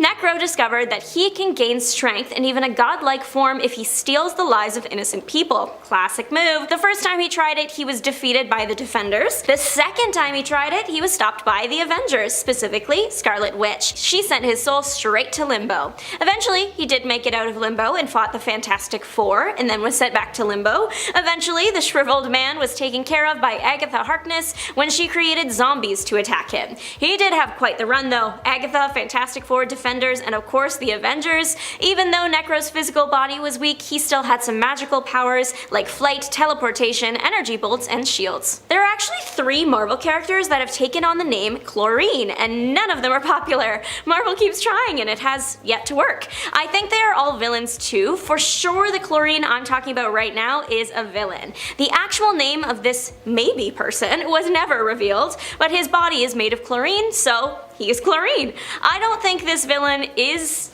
human. He refers to humans as humans, and usually if you are a human, you wouldn't make a point to do that. This particular version of the character has only been seen once in Avengers Volume 1, Issue 188. In that single issue, we meet the whole team of elements actually. There's 4 of them: chlorine, carbon, phosphorus, vanadium, and radium. They are referred to as the Elementals, but they are not affiliated with the ones in Spider-Man Far From Home at all. The Elementals catch the attention of the Avengers because they are messing with a nuclear reactor. They might have been humans that forgot they were humans. It's complicated. What we do know is that they take humans to this pod connected to the nuclear reactor to rearrange their atoms to make them the desired element. So maybe that's where they all came from. They are trying to create 100 more element people. That is their goal. My guess is they want the whole periodic table. They fail, and the Avengers eventually defeat them. Chlorine did make the team retreat at first though. Since his entire body is chlorine, he can release large quantities of chlorine gas, and that's very poisonous. He doesn't seem to have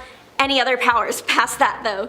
The Avengers defeat the elementals by blowing up the reactor. The mixture of nuclear plasma and their charged atoms breaks down their atomic structures, which is their bodies. So it's presumed that they all, including chlorine, are done for. But according to the conservation of mass, nothing can be created or destroyed though. It's possible that if the character were to pick up steam, someone could just do some weird experiment and put all the atoms back together and we'd have chlorine again. This guy was primarily a villain to Thor, but did scrap with the Avengers too. Jared Carstairs was a skilled inventor and weatherman. Jared was not a good person. He stalked a girl to the point of getting fired from being the local weatherman. He couldn't handle not having the weather in his life, so he became Weather Maker. He created a suit that could create weather, not just sunny days, but also rain and tornadoes and lightning and hail. He, a force to be reckoned with. He ended up kidnapping the person he stalked, and that's when the Avengers stepped in. Weathermaker did a decent job of holding off the Avengers until Thor came back and destroyed the suit's power pack.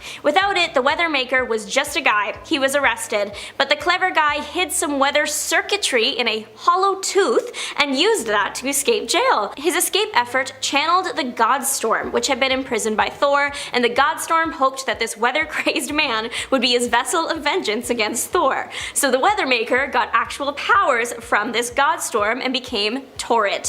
He ransacked New York City until Thor returned to take him back to Asgard. The guy used so much power, he pretty much exhausted himself. This made it easy for Thor to bring Torrent to Odin and get depowered and sent back to Earth. All of this happened in the Thor Godstorm series from 2001. You know how some people believe that every celebrity is secretly a member of some like demonic group or something? Well, Marvel actually did explore that once. This villain's name is Defiler, and he fought the West Coast Avengers. The Defiler is a demon. His particular brand of demon does not reside in our dimension, but does need the life force of others to survive and maintain his powers and his dimension. So he decided to come and kidnap people on Earth. But he did it with style. He arrived to Earth as a rock star. His band was called Corruption of Innocence. Iconic all around, no notes here. It's such a clever idea because people love celebrities, they will follow them anywhere, so it really wasn't hard for the guy to get people to literally follow him anywhere. And when he finished them off, there were hundreds of other people willing to take their place. The Defiler took everything up a notch at one of their concerts and started kidnapping the entire crowd.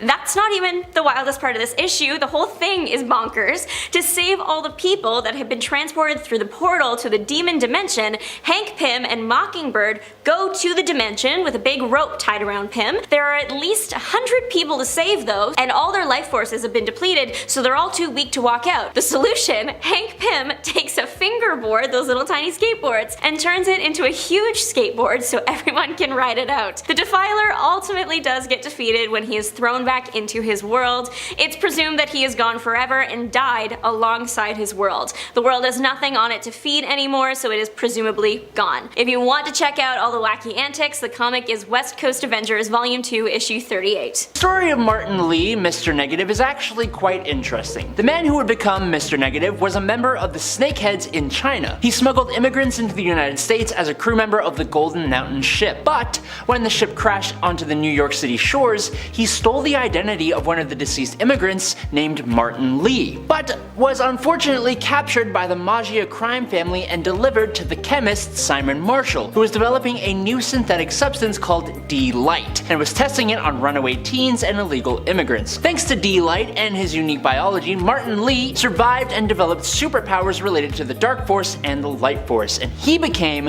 Mr. Negative, dedicating himself to becoming Chinatown's kingpin of crime. He can take control of other minds and empower others and objects with Dark Force energy. He has the strength to send Spider-Man flying through 2 whole buildings. He can tank blows from Spider-Man and Anti-Venom, and is fast enough to dodge bullets. Whisper Adair is a villain that I actually had never heard of before. She's been around since 2000, and as a street-level villain, mainly to Batman, but to other heroes as well from time to time, she's actually quite unique. Originally having ties to the League of Shadows, Whisper was given a serum by Ra's al Ghul that not only made her immortal, but gave her the terrifying ability to turn into a literal snake lady that can spit acid. If that weren't enough though, she even gained minor mind control abilities, and the serum even gave her the power to create a small group of men who also have the ability to shapeshift into different animals. While she is tied to both the League of Shadows and Intergang, her loyalty is mainly to herself, and she has become infamous in the Gotham underworld. world. Steel Serpent is basically the nemesis of Iron Fist, and he is quite the capable chappie. Davos is the son of the Thunderer, aka Lai Kung, and growing up there was a lot of pressure on him to become the next Iron Fist. Davos took his shot at trying to defeat the dragon Shao Lao in order to gain the power of the Iron Fist, but he ultimately lost and was defeated. The fight itself was not sanctioned, and for that he was banished from Kunlun and swore to wrest the power of the Iron Fist from whoever would succeed in the task. That was Danny Rand. As the Steel Serpent, he actually managed to fulfill that goal when he beat Danny in combat and took the power of the Iron Fist for himself, that is, until his own defeat. Davos' powers were then restored by the Crane Mother in exchange for becoming the champion of the mystical land of Kun-Zi. Every time I have to talk about the Batman villain known as Cornelius Stirk, I get a whole lot of heebie-jeebies. Stirk suffers from delusions which make him believe that he requires the nutrients of a human heart in order to stay alive. But not just any heart. Specifically, Cornelius believes that the heart is the most nutritious when it is full of norepinephrine, a natural hormone that secretes when a person is terrified, as well as adrenaline. So he uses his unexplained psionic abilities to mentally make people perceive him as someone else, which, other than allowing him to break out of Arkham Asylum the first time, also allows him to get close to his victims and then completely terrify them in the most insane ways possible before he quickly ends their lives and partakes in a nice old hearty meal. Cornelius is incredibly effective, and he's been able to both evade Batman and even make the Dark Knight go unconscious. Carlos Lemorto, a crime lord in South America and parts of Europe, first ever appeared as the villain Black Tarantula in Amazing Spider-Man number 419, and not too long after that, he gave Spider-Man one of the most absolutely brutal beatdowns I have ever seen the wall crawler suffer. The title of Black Tarantula is a legacy title that is handed down generation to generation, with the heir to the title being taken from an early age to begin a life of intense training. Now, I personally couldn't find how Carlos gained superhuman abilities, but he certainly has them, and used them when he beat up Spider-Man. The Black Tarantula has superhuman agility and strength, able to optimally press over 30 tons. He can exert himself at peak for 24 hours, he's nearly bulletproof, his speed is faster than Spider-Man's, he has absurdly powerful eyesight, he has the ability to heal both himself and others from near fatal injuries, and if that all weren't enough, he even has optic blasts. He has acted in some heroic capacities from time to time, which the heroes need to thank their lucky stars for, because he can steamroll a heck of a lot of people. DC's Deathstroke is one of a few villains on this list that really toes the line of being a mere street level villain. With physical abilities 10 times that of a normal human being, and the ability to use 90% of his brain, Deathstroke is a guy that has proven himself more than enough times. He has fought multiple different members of the Justice League, and even when his natural abilities have not been enough, he has found numerous ways to power himself up enough to get the job done, even being able to fight on par with Superman. He has taken down the Atom, Impulse, Batman, Kid Flash, the Phantom Lady, Uncle Sam, and obviously the Teen Titans. During Identity Crisis, he nearly took down the entire Justice League, taking down each member with methods tailored to each of their strengths and weaknesses before they rallied. But even with all of that, being a mercenary first and foremost, Deathstroke started as and often finds himself working on a street level capacity more often than anything else. Okay, so if you know who the mutant known as Legion is, the one who has hundreds of different alternate personalities that all have different mutant powers, well, Mary Walker is sort of like that. Only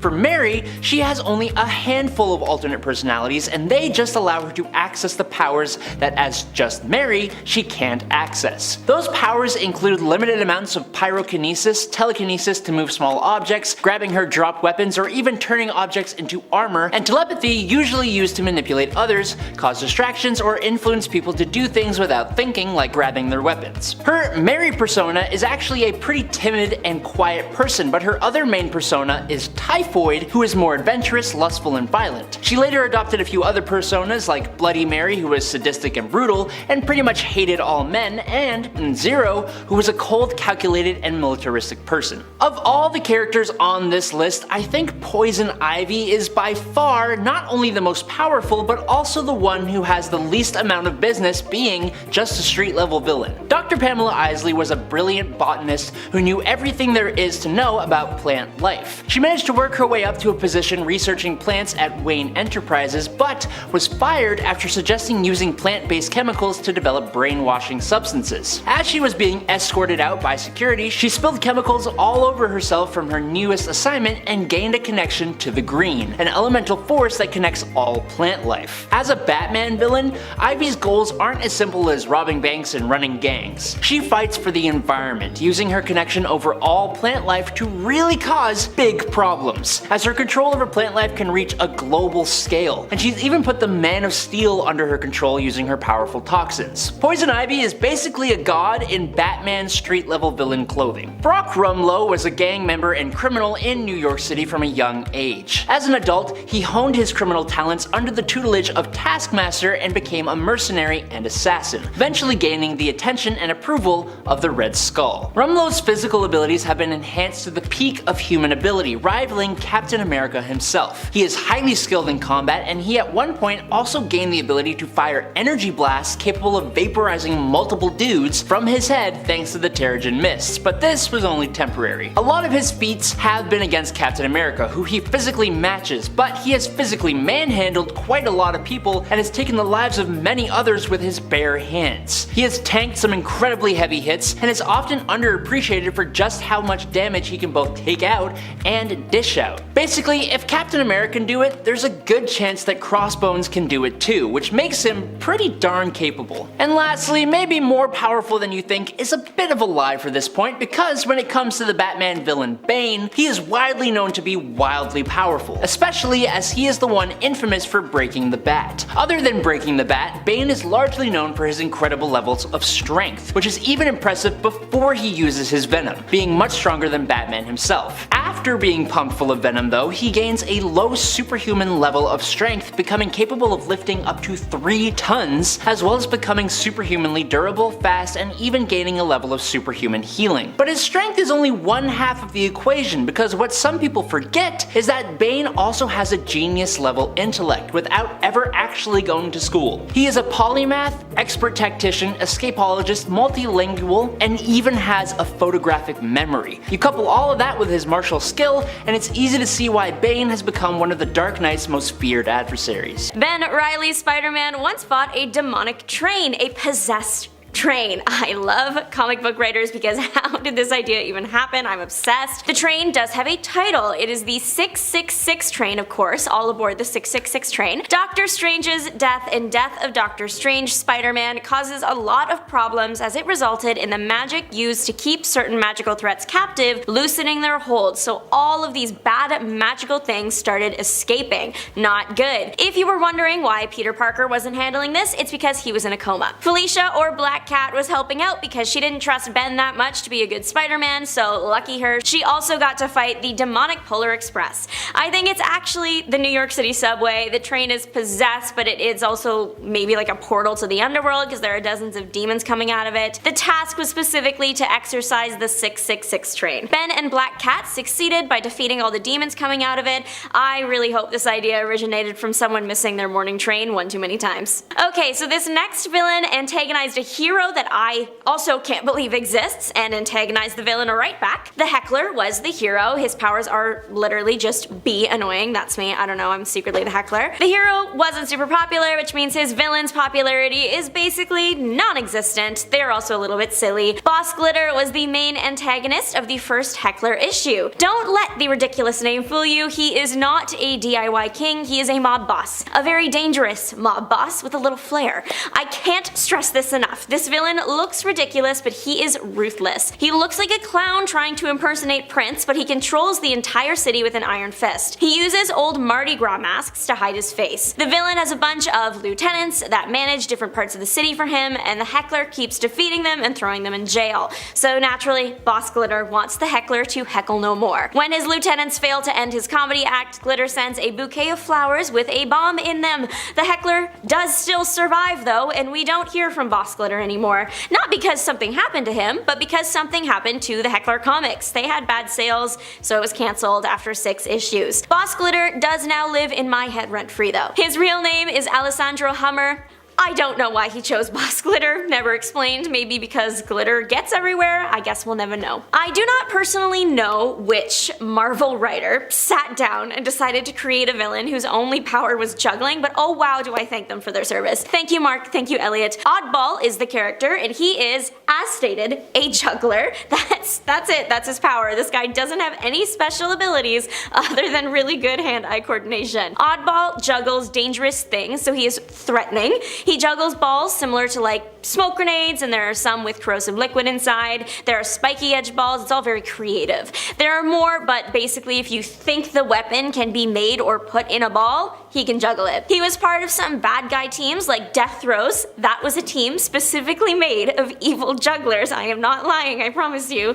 And he also joined the Masters of Evil. I can't believe that there's a villain that all they have going for them is juggling. Do Mark and Elliot hate the circus? I don't know. In all fairness, the method of taking something random and creating a character has been around a long time and used not only by Marvel but also DC, like Kite Man. Who hates kites that much? Turns out this one does have some history behind it. The real name for Kite Man is Charles Brown. There was a comic strip character that often gets his kite stuck in trees and his name was Charlie Brown, so Charles may have been based off Charlie. Kite Man wasn't super popular when he first got on people's radar, but he started feeling the wind at his back when he was in Harley Quinn the animated series. The guy had a pretty big role in that series and now is getting his own show. According to the reliable source that is the internet, it looks like it's set to be released this year, so we will check back in a few months. Glad the character found his place, his niche if you will, but he is just so niche. What do you mean this grown man is just flying around with a giant kite strapped to his back? Actually, that's just the Wright brothers. Those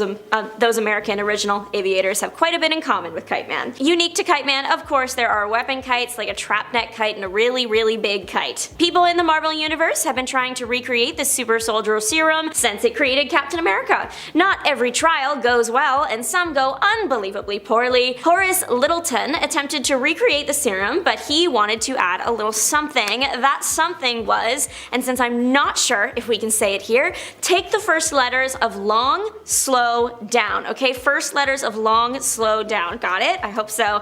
Shockingly, this version of the super serum did not pick up steam and the guy lost his funding. This meant he was forced to test the serum on himself. He turned into Dr. Mind Bubble, a truly mind-boggling villain. He blows bubbles, evil bubbles, that trap his enemies' minds. They create a virtual reality for the person in the bubble and it's very, very real. The person truly believes they exist there and have no idea they are in a bubble. It's also outrageous. The only way to escape the bubble is if you decided to put an end to your existence in the bubble realm, then you can wake back up in actual reality. Dr. Mind Bubble was defeated by Captain America when Cap bent the Mind Bubble tube in his head with his shield. That meant all the bubbles were forced to stay in Mind Bubble's head, and that made the guy go crazier than he already was. He then launched his own mind, body, and soul out of a window. DC creates some truly unhinged villain designs. This time, it's an unborn baby that has super intelligence that lives its life suspended in the top portion of an advanced robotic suit. Catch all that? Orphan is the baby's villain name. Technically it's Orphan 3 or Orphan the 3rd maybe. Orphan was going to be just regular baby, like born instead of permanently suspended in a villain suit, but his parents were scientists in the DC universe and that never goes well for anyone. The scientists were studying this thing called the Source Wall. The wall was breached and his parents were eliminated. Luckily for Orphan, they had a techno-familiar named Darling that saved Orphan's life, and receiving all the energy caused him to have above average intellect for an unborn baby. Thank goodness, we barely want Orphan running around as is. Imagine if he actually had the intelligence of a baby the entire time. Paste Pot Pete was so goofy, the character reinvented himself. He came to the decision with the help of Spider-Man when Spidey laughed at him. Was it a nice thing for Spider-Man to do? Maybe not, but when you decide to become a villain, sorry, but I think people don't need to be as nice to you. He turned to crime because he thought it would make him more money, which at least turned to crime for the right reason, you know? Because you want to be a menace to society. Anyway, the guy was already making a lot of money. He created, like, the Gorilla Glue of the Marvel Universe, very sticky. His glue is what he uses to create crime, and he literally carries it around in a bucket with his glue gun in hand, connected to the bucket using a tube. It's all very technical, but I don't know, there has to be a better way. You know, dude, you're rich, get a backpack. The glue is a force to be reckoned with, backpack or not. The paste dries instantly and can stick to almost anywhere. The only thing that can affect the glue is ultraviolet light. Eventually, Pete upgraded to a system that didn't involve him carrying a bucket around, but as said at the beginning of this point, the villain reinvented himself with the unwanted help of Spider-Man. Spider-Man is known for his little quips and roasts. When Spidey met Paste Pot Pete, he laughed a little too hard, and the villain had had enough and decided to become Trapster. He thought it sounded more menacing. I don't know if I necessarily agree, it kinda sounds like a board game to me, but y'all let me know what you think in the comments. Let's revisit a favorite villain of mine, Calendar Man. Every iteration of this character is fabulous, you can't deny that, I will not let you. His first, middle, and last names are all calendar adjacent. His name is Julian Gregory Day. Julian themes his crimes and his criminal outfits to different holidays. So for example, this past weekend we probably would have had an evil Easter bunny roaming the streets hiding little evil eggs. The first version of Calendar Man was probably meant to be a ridiculous sort of joke villain, but DC is in the rewriting era and gave this guy a bit more depth and also totally changed his look. I prefer the old one that was looking camp right in the eye, but I guess the man with the calendar tattooed around his head is also fine. Calendar Man does not have any superpowers, I guess, but he is very good at inventing. He always has a new gadget to perfectly match the holiday or event he is emulating. He also, before they backstoried him, he always had new outfits. This man's closet must be a department store, honestly. Probably the most outrageous version of the character, if everything previously stated wasn't enough, was a version of him from the Tom King run of Batman. That guy was a metahuman. A metahuman that would be reborn once a year when he shed his skin, so he was almost like a lizard. DC has had some controversial characters over the years. This villain is yet another fun little example. I was so excited when I found him because he's from Colombia and I'm from Colombia, and I was like, that's so cool. I really hope he's a well-rounded and interesting villain with no racially insensitive characteristics at all. His name is Snowflame, and he is a cartel leader that creates the white powder that shares a name with Coca-Cola. Yeah. In order to have powers, Snowflame must use the other method of ingesting the substance, the nose. Once that happens, he is super strong, speedy, can't feel pain, and if you touch him, he is coated in the snow, so you will also be affected by the substance. He also has fire powers because you'll need that when it comes to the snow. The character is not widely loved for obvious reasons, but there is one person out there that is single-handedly keeping this character afloat. There is a fan-made webcomic out there that gives the character backstory and even puts him up against various DC heroes. This person just really loves Snowflame. The character has made a few reappearances and died 3 times. The first time was his first appearance against the New Guardians. He was in a shed that blew up. The second was a rebooted version of the character that met his end to a giant jaguar. And the third and current final time, instead of snorting his usual power-inducing stuff, he snorted a poison frog. Everything I just said only makes sense here. I literally can't say this anywhere else. I'll sound bonkers. Anyways, Snowflame, ew, hate him. Dr. Forklift has only been seen once, and that was enough. I am flabbergasted with this one, for real. So he was originally a regular guy, and his job was performer. He was the Great Golly Gosh Show and his trained hamsters, and they were a traveling act. They were performing at a chemical plant, and one of the hamsters got stage fright and somehow was strong enough to knock over a big spotlight that fell and hit Dr. Forklift, and a bunch of chemicals got spilled in the process, and there was a forklift nearby. A big explosion happened, and when the guy woke up, his bottom half was gone and replaced with the forklift. This sounds like I'm making it up, but I swear this is real. Dr. Forklift also became a genius because he happened to also be beside scientific papers when the chemical explosion thing happened. In the single issue he was in, the doctor was swapping humans' minds with hamsters so he could have an army and only hamsters would listen to him. Plus, the doctor needs endless electricity to survive, so he keeps the hamsters running on a wheel that generates electricity. Plastic Man ends up thwarting the villain after a battle between all the humans in hamsters' bodies and all the hamsters in humans' bodies, and Plastic Man and Dr. Forklift. Dr. Forklift gets arrested, all the hamsters and humans are given their rightful brains back, so a happy ending overall. But reading this comic was a fever dream. It's Plastic Man Volume 2, Issue 11, if you want a good laugh. Up first is someone who should have received double exposure considering he fought both Spider-Man and the X-Men, and I love him, and he actually did beat Spider-Man, Dr. Carl Lycos, also known by the cooler name Sauron. He's a two-part act. He starts out as Dr. Lycos, a semi-regular human geneticist that must absorb the life force of living things to survive. Then, the magic happens when he absorbs the life force of a mutant. That's when he turns into his fursona Sauron, a pterodactyl-like humanoid. So, like, body of a man, but green and ripped, and a pterodactyl head, tail, and wings. Now, Dr. Lycos is not perfect, but he's also not really a villain yet. That's Sauron. His personality gets distorted when he shifts. Sauron is known for his super strength, hypnotic ability, and oddly enough, a meme. He appeared in Spider-Man and the X-Men, and of course it was a conversation with our sarcastic spider that gave us this gem. Spider-Man, in disbelief, asks Sauron why he turns people into dinosaurs when he could instead be using his DNA rewriting abilities to cure cancer, to which Sauron responds, and I quote, "But I don't want to cure cancer, I want to turn people into dinosaurs." Incredible. No notes, buddy. I am so obsessed with this line, but please let me know in the comments down below your favorite superhero quote. Up next is Beetle, and he has beef with everybody. For reference, he's brawled with the Avengers, Daredevil, Spidey, of course, the Fantastic Four, and Iron Man. To be fair to Beetle, the mask has been donned by about 7 different people. Spidey's Beetle was Abner Jenkins. What tragedy caused his sudden switch to villainhood? He was bored and poor.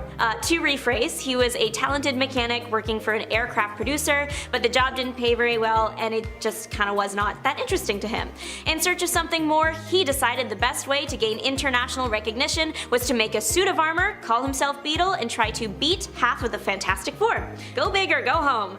One of his big ideas involved kidnapping Dory Evans, the Human Torch's girlfriend. This plan was foiled by, of course, Spider-Man. Next villain was actually commissioned by someone we already know, J. Jonah Jameson. Jameson loves nothing more than seeing Spider-Man suffer, so much so that he commissioned a robotic expert, Spencer Smythe, to create the now iconic Spider Slayers. The first couple rounds of the robot suits, they had designs that have very strong coils to trap Spider-Man, and they were equipped with the ability to track spider DNA. Anything with spider DNA. This went just about as well as you're thinking. Spidey led the villain into a different spider exhibit, and the suit promptly had a breakdown. The first Smythe did make it to suit 6 before it was ultimately his undoing. Then his son took up the mantle, Mr. Alistair Smythe, now hating Spider-Man to the extreme because in a roundabout way, Spidey killed his dad. He got busy and refused to give up. He clocked over 15 different versions of the Spider Slayer's suits before a prison riot gone wrong resulted in a fight with Spider-Man in which Alistair was impaled on his own blade. Hydro Man is a Spidey-made problem. Hydro Man started out as a normal guy, Morris Bench. He was just a guy making a living working on cargo ships. One of the ships was holding a very powerful experimental generator, which are never words you want to hear living in this universe. The generator was being lowered into the ocean for testing, and as luck would have it, Morris Bench got knocked overboard by Spider-Man. Upon rescue, poor Morris began to sweat, or so he thought. One pub trip later, and to his shock, he discovered that he could turn himself into water. Though we have yet to see Hydro Man in the MCU, the water elemental in 2019's Spider-Man Far From Home is a close second. Producer Eric Carroll stated that he's of course inspired by a B-list Spider-Man villain called Hydro Man.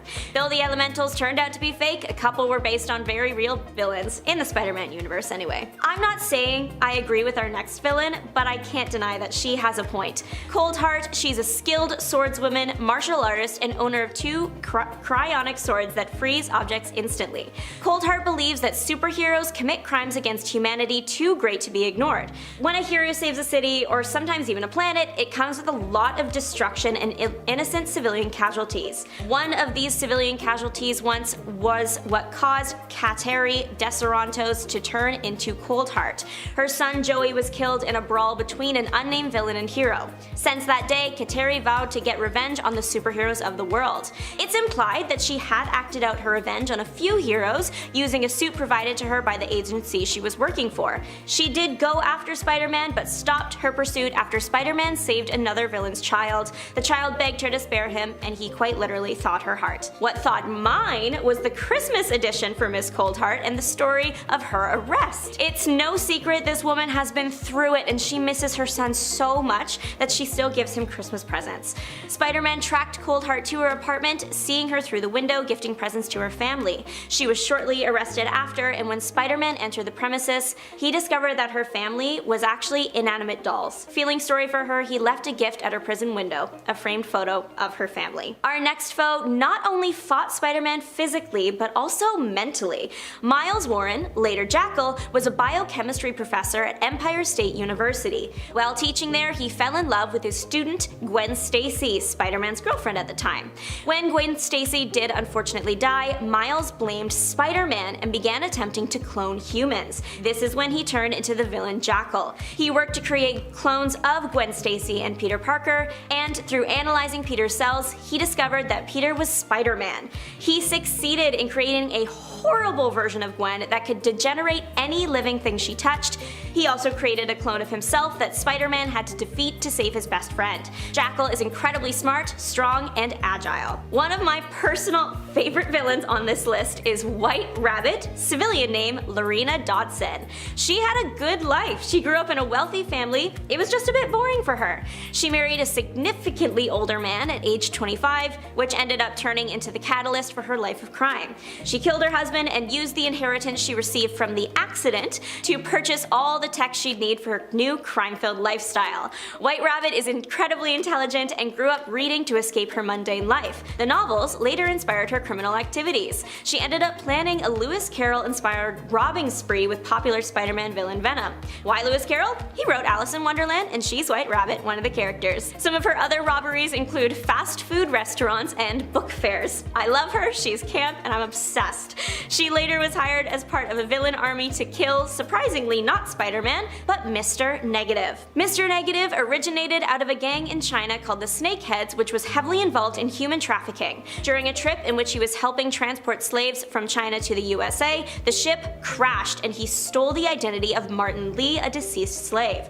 Upon arriving in New York, the now Martin Lee went in search of fellow snakeheads in the city, but they were all deceased. He was captured and brought to a chemist that performs horribly illegal and mostly fatal tests on vulnerable individuals. The current tests are for a substance called D-Light, which gives survivors powers related to the Dark Forest. For Mr. Negative, that means super strength, reflexes, and a healing touch, as well as a corrupting/brainwashing touch. Despite his name though, technically he's not all negative. Martin Lee still lives within Mr. Negative and is kinda like the kind alter ego, whereas Mr. Negative is the demonic, later turned New York crime boss half of him. As to why he was sought after by a mini-villain army, when another Spider-Man villain, the Hood, aims to rule New York, specifically the criminal underworld, Negative does not yield, and it basically starts a turf war. Mr. Negative later went on to help power up another Spider-Man villain known as Hammerhead. Hammerhead's life has never been easy. He was hit in the head with a hammer as a child by his father. He later ended his father's life in order to join a mob. His next head-related injury came from an alley fight. His skull was shattered and then replaced with one made of steel. That's kind of where he got the name the first time. The guy went through a series of gang wars before getting to his next head injury, this one being a gunshot through the back of his head. Mr. Negative, remember him? He offered to replace Hammerhead's whole upper skeleton with one made of adamantium, a practically indestructible material. Hammerhead now enjoys super strength and of course, durability. Hammerhead's last injury actually happened right beside another extremely popular Spider-Man villain, Black Cat. She was head of her own gang at one point, and Hammerhead was her second in command. I am biased because I am a cat person, and Black Cat has been my favorite Superman villain since I was a little girl. Honestly, I'm shocked she hasn't officially shown up yet. There have been many tries to get her on the silver screen, most recently the cancelled film Silver and Black. A character was introduced in the Amazing Spider-Man film series that was intended to become Black Cat, but the third movie was never made. Black Cat is most known for her bad luck. With the average black house cat, you have nothing to worry about. With her though, use a 10-foot pole. She had cyber enhancements done to her body that literally affect whether or not you will experience bad luck. Her suit has sharp claws, enhanced strength, strength, and she is highly skilled in many martial arts. She takes after her father, a master thief who encouraged her to always be the best version of herself. Starting off this list supremely strong, we are talking about Mr. Sinister. What makes Mr. Sinister so great? Well, he's not really just one person anymore, but many different people kinda all combined together, or well, split, but you know, all joined by the fact that they're all a version of Sinister. Are you confused yet? Don't be. Allow me to explain. A while ago in the comics, we learned that while we believed that Nathaniel Essex had basically transformed into Mr. Sinister, it turned out that Nathaniel Essex had actually kinda just died, and Mr. Sinister had instead taken his place. And then we learned it wasn't just Mr. Sinister who was created to do this, but instead 4 clones total, each one different with their own focus in terms of the answer to evolution, which means that Sinister is so much more than Sinister at this point. That plus his own recent accomplishment of conquering all mutants and creating his own reality, which was shaped in his own image and sense of Sinister, is what makes him so powerful. Basically, don't underestimate Sinister. Speaking of those who aren't what they seem, Brother Blood recently claimed to have been turning over a new leaf during his appearance in the Titan series. Now, I wasn't buying his claims myself though, because I know just how dastardly and dangerous this villain can be. Although that being said, while I didn't believe he'd come over to the side of good, I was excited to see him. I don't think Brother Blood ever gets enough love, so I'm always super excited to see him appear in the comics. Brother Blood has been a long-standing Titans villain, and he's quite frightening to be honest with you. Brother Blood's powers allow him to take complete control of anyone whose blood he possesses. So if he ended up with a lot of superpowered blood on his hands, you can imagine just how unstoppable he could be. Or not even on his hands, just in his possession. This next villain could have been iconic due to how old he is in comic book history, but unfortunately, his first story in the comics left him without any way to continue his career of crime at that time. We're talking about one of the first mutant villains to have ever appeared, the X-Men villain, Vanisher. Vanisher made his first appearance in issue number 2 of the X-Men, making him the second mutant villain to ever appear in X-Men comics. Unless you count, I guess, Professor X as the well-meaning X-Men villain he sometimes is. Issue number 1 saw the X-Men go up against Magneto. Issue number 2 saw them take on the Vanisher, who due to his teleportation abilities, which he also gets from being a mutant, was seemingly unstoppable. The issue was the team wasn't really strong enough to know how to handle his power set, especially since they didn't have anyone who could do anything similar to Vanisher. So in essence, Vanisher gave the entire X-Men team a run for their money in his very first appearance. In the end, Charles is forced to intervene and defeat Vanisher by wiping his memory so that he doesn't even remember having powers. Yikes, brutal. Seriously though, who was the real villain there? Just saying. Charles, when I read him do that, I was like, Charles, please, ruin this entire man's life. I don't think Vanisher even remembers his name after that. He's like, I don't even know who I am. Transitioning over to another character that we really don't talk about enough on the channel, I'm focusing this point on Golden Glider. Who is Golden Glider? Leonard Snart's sister, Lisa. While in The Flash she is given her name by Cisco after he makes a golden gun for her, in the comics she actually gets her name kind of from her own abilities, which allow her to astral project, and while in her astral state move at an insane speed, just gliding around. Hence why she's a good Flash villain. Not only that, but Lisa Snart can use her powers to also cancel out the Speed Force temporarily. Still pretty impressive, even if it's temporary. If Golden Glider is one of the most underappreciated villains on the Rogues team, or Rogues affiliated anyways, depending on the story and the continuity, Sandman is one of those members of the Sinister Six, who often falls by the wayside as well. However, Sandman is actually insanely powerful and terrifying if you ask me. He can control the sand he's made up of and use it to increase his mass, his size, and strength significantly, making him more dangerous than most other human-sized villains that are out there. He can also easily escape, as he can reduce his size and density as well, making it easier for him to get away, shrink up, and just slither off his sand. He can also increase his density, making him extremely durable. He's also virtually immortal now that he's all sand, and he doesn't require food or drink to live, or even, honestly, air to breathe. In a similar vein to Sandman, we have Clayface. Clayface comes to us not from Marvel, but instead from DC, and is primarily known as a Batman villain. He can shapeshift as well, making him a hard character for someone like Batman to deal with. Batman is typically known for his deduction skills, and as a shapeshifter, Clayface is harder therefore for Batman to track down. This is also why Clayface is such a strong ally to Batman as well, during the times when Batman did manage to reform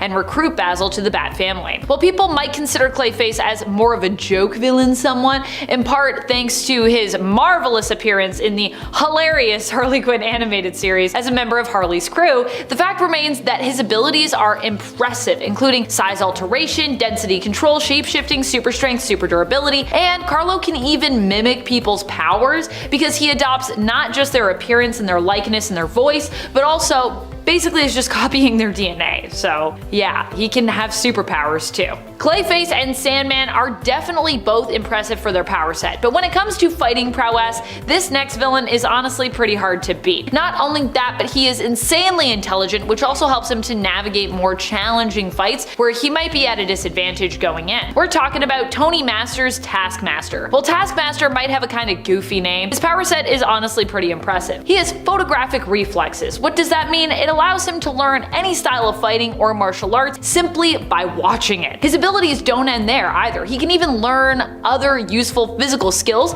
such as sleight of hand, just by observing them. If you're wondering how I could put someone like Taskmaster above someone like Clayface, who not only can shapeshift but also can mimic other heroes and villains' powers, it's because while Taskmaster isn't himself as powerful, he has defeated other characters who are much more powerful than he is, or even, I would say, Clayface is. For example, when he used his tactical skills, his smart planning, and sense of prediction to defeat Hyperion, who's basically like a version of Superman but with Marvel Comics, or one of their versions of Superman. Speaking of villains with goofy names, Captain Cold is Leonard Snart. He is not one goofy name, but kind of two goofy names, both his villain mantle and his civilian name, Captain Cold and Leonard Snart. And while he might have goofy names and kind of a goofy look and kind of a goofy weapon, he's still actually pretty effective as a Flash villain. That is in great part due to his power set or equipment being the opposite of his rivals, the Flash. While the Flash can obviously move extremely fast, Cold can slow everything down thanks to his power over temperature, freezing basically everything around him. Not only that, but Snart is also a leader, which means he doesn't usually work alone, often having his other teammates on the rogues to back him up. He's cunning, he's resourceful, and he's also a genius as well. The next villain is another one that I feel often doesn't get hyped enough for her power. We're talking about Mystique. Mystique might not be on the level of other Marvel villains like Apocalypse or Galactus or Hela even, but she's not someone that you should underestimate either. Most people think of her as being a lower level villain in terms of her power set because she's just a shapeshifter. I don't know what it is, but I think in general we just don't consider shapeshifting to be that powerful of an ability. But here's the thing, even though as of right now she is on a list with other shapeshifters who some may even be surprised to see I've put her above, the fact is that Mystique is one of the best shapeshifters around because she doesn't leave stuff up to chance. She doesn't just rely on her power set. Unlike Sandman for a long time, she wasn't able to shapeshift into just any size or shape or anything. Typically, she was kind of limited to humans or humanoid beings and was reserved to a shape that shared the same mass as herself, having to stretch herself out or condense her mass depending on the size of the individual that she was impersonating. She also couldn't copy straight DNA, so she wouldn't have the powers nor even the vocal cords, to be honest,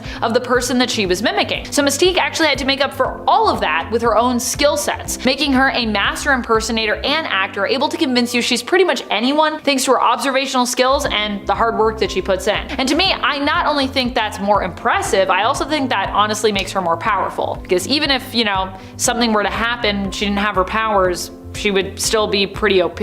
This next villain also gets a bad, or should I say good, rep from people believing that he is the weaker version of his counterpart. We're talking about Bizarro, the Bizarro clone or possibly otherworldly reflection of Superman, depending on the origin that you're going with and the story that we're referring to, because there's been many different Bizarros throughout the years. Bizarro, however, overall might not always be as brilliant or as beautiful as Superman, although sometimes he is pretty brilliant, but he's still got similar powers to one of the most powerful superheroes of all time in all of comic book history, Superman. And that should be enough for me to crown him with our top spot, so hats off to you, Bizarro. Lex Luthor. Superman's arch nemesis has been a big deal for nearly a century, remaining at the top of his league as one of the most recognizable villains in all of DC, and that's thanks to his hidden superpower, the ability to keep up with the times. When Lex first started out in the villain league, he was far different from the Luthor we've all come to know and love. In fact, he went went by Alexi Luthor, and even started out with red hair. Funny enough, Lex's baldness can be attributed to an art mistake where the penciler confused Lex with the bald and bulkier Ultra Humanite, giving us the look that Lex would rock for the rest of his existence. Now as time went on, he transformed from just a mad scientist into this evil businessman type. He still had this evil genius side to him, but now he had a big corporation doing his dirty work, which made him a more complex villain, adding depth by showing a different kind of intelligence and ambition. Now post-Crisis, the modern Lex is a mix of all these versions. He's an evil genius with the resources of a huge corporation, giving him a blend of sophistication and power. Next up is Magneto. For a character that started off as basically a knockoff to Doctor Doom, Magneto has certainly come a long way from being perceived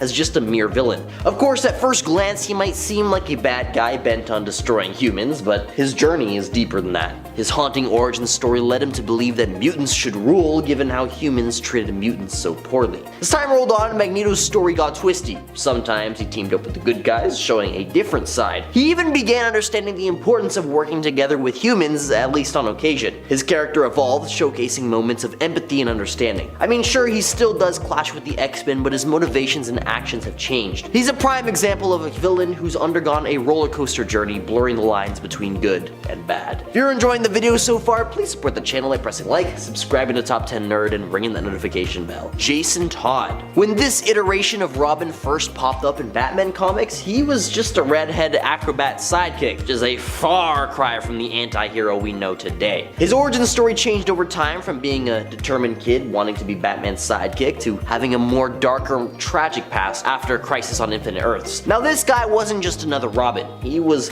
more intense and pretty rough with bad guys, sometimes even crossing Batman's line. Now sadly, his impulsive nature led to his tragic end in A Death in the Family, where Joker beat him with a crowbar. This hit Batman hard, and Jason's death became a warning for future Robins about the dangers of their job. But after this, he miraculously came back to life and took up the mantle of the Red Hood. As the Red Hood, he went down a dark path, disagreeing with Batman's crime-fighting methods and becoming way more ruthless with criminals. Now over time, he's changed, becoming a better team player, leading his own squads, and even patching things up with Bruce Wayne. He's mellowed out a bit from his etchier days as the Red Hood, and is working to be a hero in his own way, even earning Batman's trust back. Next up is Sandman. William Baker, better known by his alias as Flint Marko, has most definitely come a long way. Starting out as just another super-powered thief, slowly but surely his character became fleshed out with a tragic backstory with a motive to justify his actions that would even make a grown man cry, or at least a young AJ. Baker has even been able to reform over the years, growing into a formidable anti-hero, which is a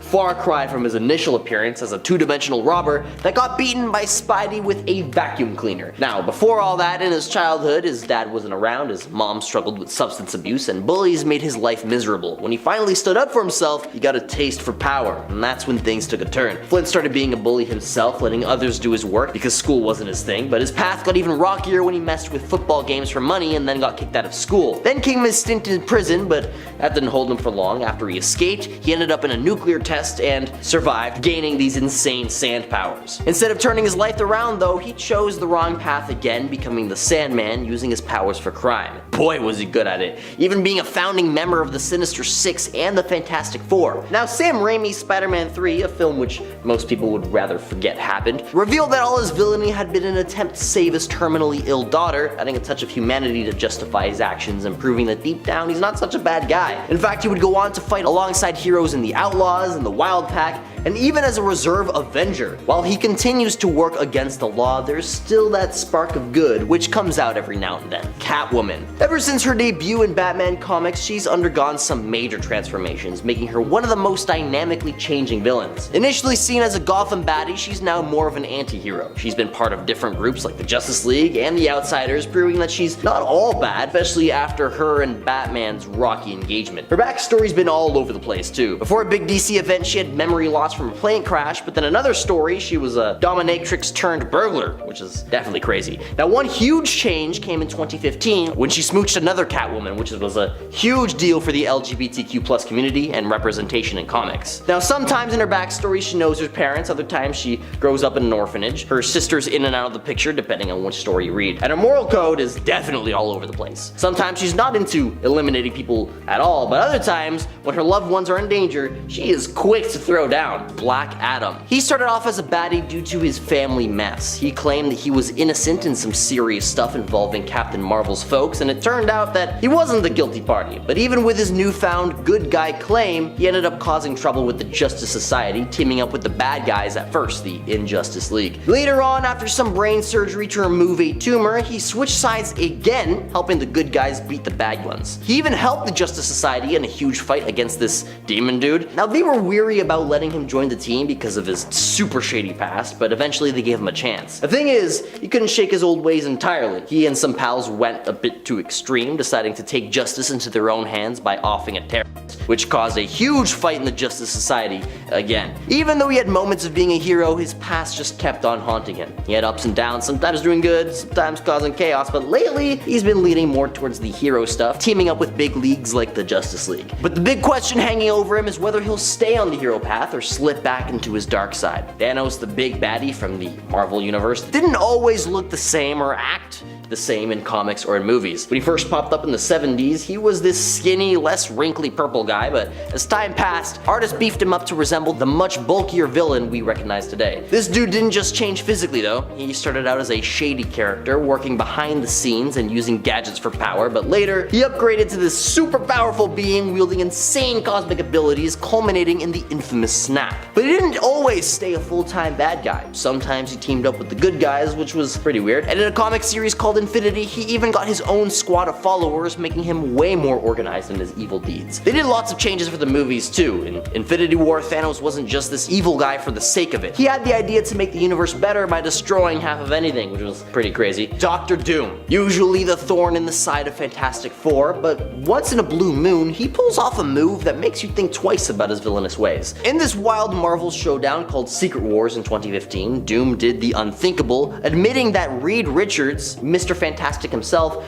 could have done a better job with all the power Doom had, which is super shocking considering it's coming from Dr. Doom. Even more mind-blowing, Doom gave up his crazy cosmic powers to Reed, and in return, Reed fixed Doom's messed up face. Now, after this whole power swap, Doom went all in to be a good guy. Yeah, that's right. When Tony was out of action because of Captain Marvel, Doom took on the Iron Man gig. And guess what? He was not pretending. He genuinely wanted to be a hero, which is just insane to think about. But even for a hot minute, he had even teamed up with the Human Torch and the Thing, fighting the good fight. Major Disaster. Once a not so popular green baddie, Major Disaster surprised everyone by flipping the script and joining the Justice League of America. Back in the day, he was like this forgotten action figure buried deep in the toy chest, a Z-list villain that nobody really cared about. But then, he became a Justice League member during the Joe Kelly and Doug Mankey's JLA run, and the shockwaves were astronomical. A villain teaming up with the heroes was major eyebrow-raising material. At first, the League gave him the side eye, as expected, trust issues, you know, but slowly but surely they warmed up to him. This was Major Disaster's shining moment in the big leagues.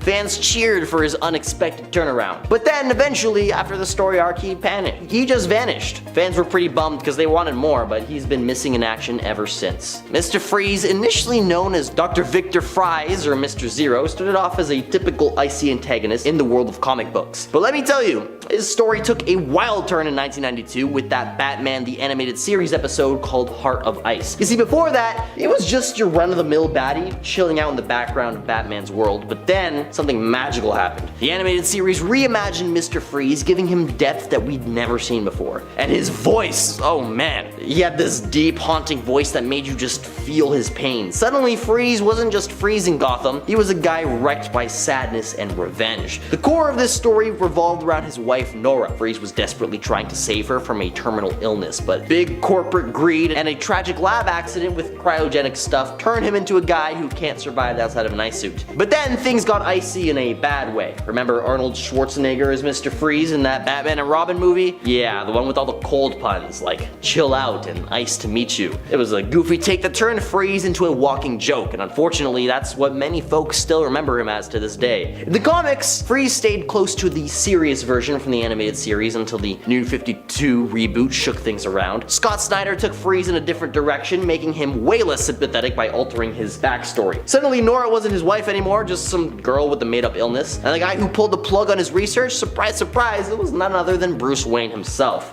which was a twist that made everyone involved a lot less likable. So while some chop him up as just a dude with the freeze ray, he's actually way cooler than that. Pun intended. DC has done it again, creating a truly unhinged character design in the form of Orphan 3 or Orphan the Third. Orphan is an orphan. Orphan is also a baby that lives suspended in an advanced robotic suit and thinks like an adult. Orphan's parents were studying the Source Wall. The Source Wall is the barrier that surrounds the multiverse. One day that barrier was breached, obliterating Orphan's parents. Orphan's mom was pregnant with him at the time, and he survived because of his family's techno-familiar, Darling. Darling assimilated Orphan's mom's body and created an artificial womb. Since Orphan and Darling were so close to the wall being breached, Orphan absorbed the power from what was on the other side of the wall, energy from the Source. The Source is the source of everything. Its power is limitless, and Orphan has that running through his veins. It gives him powers like teleportation and energy blasts. Darling and Orphan are tied to each other in some ways. When Darling was destroyed, Orphan went into a sort of like catatonic state. Dead Ringer can take on the form of any dead body he touches and can cause way more problems than you might think. Louis Dexter is a mutant. His mimicking abilities are not reserved for people, he can also mimic animals. He discovered his abilities by touching his deceased cat and father, and that is so traumatic. Dexter chose to use his powers for evil. He started to remove pieces of heroes from their graves, because when he touches a deceased super person, he gets their powers. Dexter is limited to one person at a time, and if he wants to revisit the body of someone, he has to touch them again, and that is hard when you take decaying into account. Seems like it could be a major inconvenience, so he decided to make his life easier. He was going to start carrying pieces of heroes in a cigar box with him. The pieces, gross. Dead Ringer's most famous battle was when he and his partner Super Patriot became Porcupine and Captain America to destroy Captain America's reputation. The two staged a fight at a charity gala and deliberately hurt the crowd. The pair were eventually arrested. Death Adder is one of the many villains Death Ringer has impersonated, so spoiler, he was deceased at one point but was revived and then died again. Death Adder was Roland Burroughs. Roland received a surgery courtesy of Roxxon Oil Company. The surgery was supposed to give him claws, a bionic tail, and gills. The part of the surgery to give him the gills went wrong, and Roland lost the ability to speak, becoming mute. Roland, now a villain, received his costume and joined the Serpent Squad. Death Adder and the Serpents became mercs for hire. He was a pretty serious foe, as his tail could move up to 60 miles per hour and was adorned with a bunch of sharp poisonous prongs. So if the sheer force of getting smacked doesn't take you out, the poison sure will. His claws also had the poison in them, and Death Adder has had about 30 appearances total. Powerful sorcerer Duran once tried unleashing monsters in Mexico City, causing immense amounts of damage. Duran lives in Mexico, and he hated seeing the nature there getting destroyed. He was angry with developers and the large amounts of pollution caused by the tourism industry and just the way people treat his home. He became radicalized, and that is not something you want from a powerful sorcerer. Duran kidnapped a girl and used her as a vessel for the true power of the earth, as Duran puts it, so she caused a massive explosion downtown, and it got some local Mexican heroes involved and Superman. This all happened in Superman Annual Volume 2, Issue 12. It's also the only appearance Duran has had. The big final battle happens in downtown Mexico City, and it's a disaster. There is a huge firestorm unleashed, and it takes the powers of Superman and the three local heroes to get everything under control. It wasn't easy. Duran learned sorcery from Firewolf, and Firewolf was able to control Superman's mind, so now Duran is capable of that and also crushing the windpipes of Superman with only his mind, among other things, like being able to call upon the primal powers of Mother Earth. The American dragon Unkahilla was based on a real legend in Sioux mythology, and she's also a complete menace. She is a demon residing in the ground, and it destroys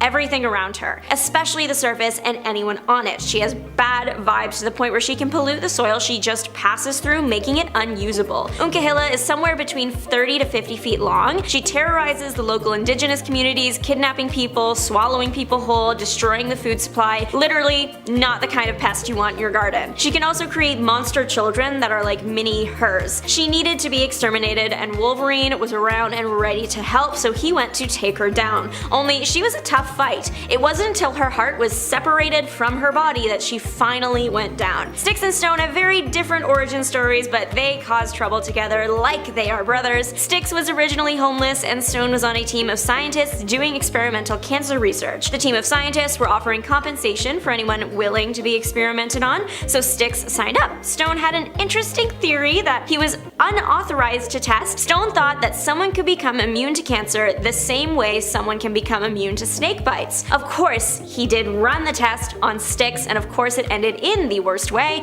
Styx became a walking cancer, decaying any organic material he comes in contact with. Awful outcome, but at least Stone's theory was right. Styx was immune to cancer himself. Stone felt really bad about this and vowed to find a cure for Styx. Somewhere along the way, we actually don't know how it happened, but Stone turned into a big stone monster, and with that he gained the ability to decay any inorganic matter. So Styx and Stone together are a team you do not want to go up against, no matter who or what you are. Blood Shadow is a very cool villain that I would never want to meet, but I think they should bring back anyway. He was known for facing off against Wolverine and perishing at the claws of Wolverine. Blood Shadow was capable of telepathy. He was also intimately familiar with the human body and its deadly pressure points like the back of his hand. Blood Shadow was also a trained martial artist. He combined this trio of skills into an interesting fighting style. He would use telepathy to determine an opponent's next move, his martial arts training to counter it, and his knowledge of the human body to determine which deadly pressure points would be exposed and which ones he could hit in the moment. Unfortunately for Blood Shadow, his telepathy was a bit too powerful in a fight with Wolverine, and he accidentally unlocked Wolverine's base feral animalistic instincts. No one can survive those, not even Blood Shadow. Headhunter started out as nothing more than a con woman, but using her powers of persuasion, she became the most powerful woman on Wall Street. She is deranged, and I mean that with everything in me. Headhunter is obsessed with Namor, so obsessed she kidnaps him and puts him in her wall of heads. You know what hunters do with animal heads they take as trophies? She did that with the people that crossed her on her journey to the top of Wall Street. She also has the ability to mesmerize people and control them, so that also has helped her in her journey to the top of the financial world. The wall was eventually destroyed, and it turns out all the people were actually just catatonic, put to sleep by Headhunter's mesmerizing powers. Headhunter also has little knife fingers, and she wears a lot of suits. The powerful villainess known as Verna once tried to destroy all spider people. Y'all, I've been waiting for the chance to talk about Verna. Verna is from Earth 001. She comes from a family that has dedicated their lives to traveling across the multiverse, hunting down and exterminating all spider totems. The family goes by the Inheritors. Like a leech, they parasite powers from other people, feeding on their life forces. The Inheritors eventually locked in on the spider totems because they wanted to defeat the spider deity of Earth 001, so that means it has to be every other world's battle too. They went up against an army of spider people. The odds were never in their favor. Verna and her family were left on a super radioactive Earth, Earth 3145, and were trapped there forever as they are sensitive to radiation and have to stay put in a tower. Verna ultimately passed after escaping said tower while trying to get her father's soul that was trapped in a crystal. Verna's main power is the life force energy absorption thing. Once Verna touches a person, even if she doesn't drain your life force all the way and you live, she can still sense you from almost anywhere, which is super creepy. Verna is also technically immortal. She doesn't age, she doesn't get sick, but she can be exterminated. If someone were to split her in two, she's done for. So overall, a pretty sick woman in all senses of the word, but the reason I have been waiting to mention her,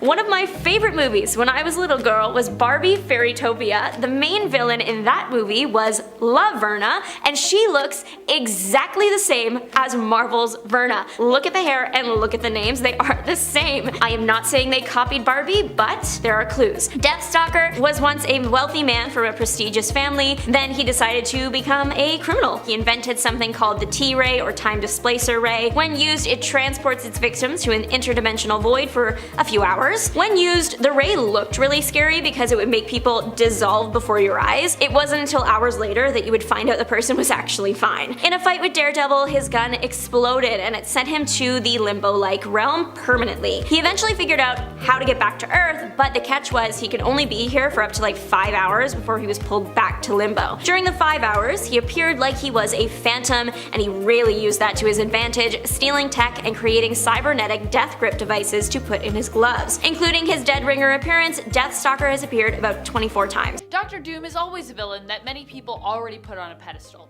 So of course, it makes sense that he would eventually get powers to match his status.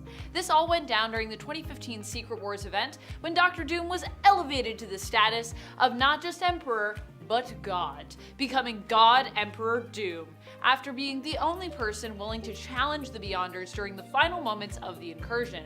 When everything came crashing down, Doom took the power for himself and built a patchwork-like world out of all the alternate universes that had collided with one another.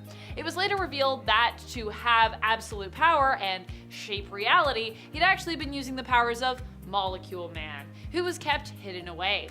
Eventually, in a battle against his rival Reed Richards, Doom lost these powers after admitting that Reed probably would have been able to do a better job at recreating the multiverse following the incursions, thereby causing Molecule Man to instead choose to bestow his power to Mr. Fantastic. Nanaue wasn't always known for being a demigod and prince. In the previous New Earth continuity, he is hinted at being the son of the king of all sharks, also known as the Shark God, although this was all kind of seen as a rumor in regards to his origin. Initially, it wasn't very concrete.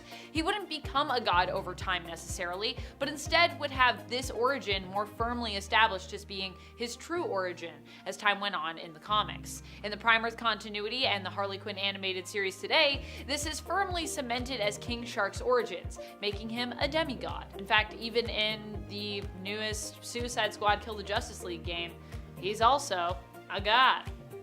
Like his father, Thane also has experience with wielding an insane amount of power. Initially though, Thane strove to simply be a healer in his everyday. He was eventually hunted down by Thanos, who was searching for his secret hidden son.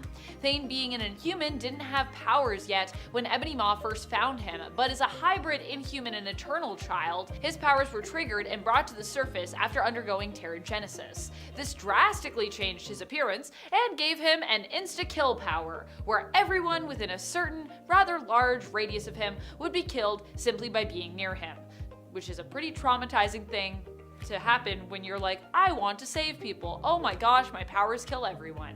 He could also encase people in amber. In fact, if you've heard of the story where Kitty Pryde helped Star-Lord save Spartax from the Brood after the entire planet was encased in amber, the person who had done the encasing, yeah, that was Thane.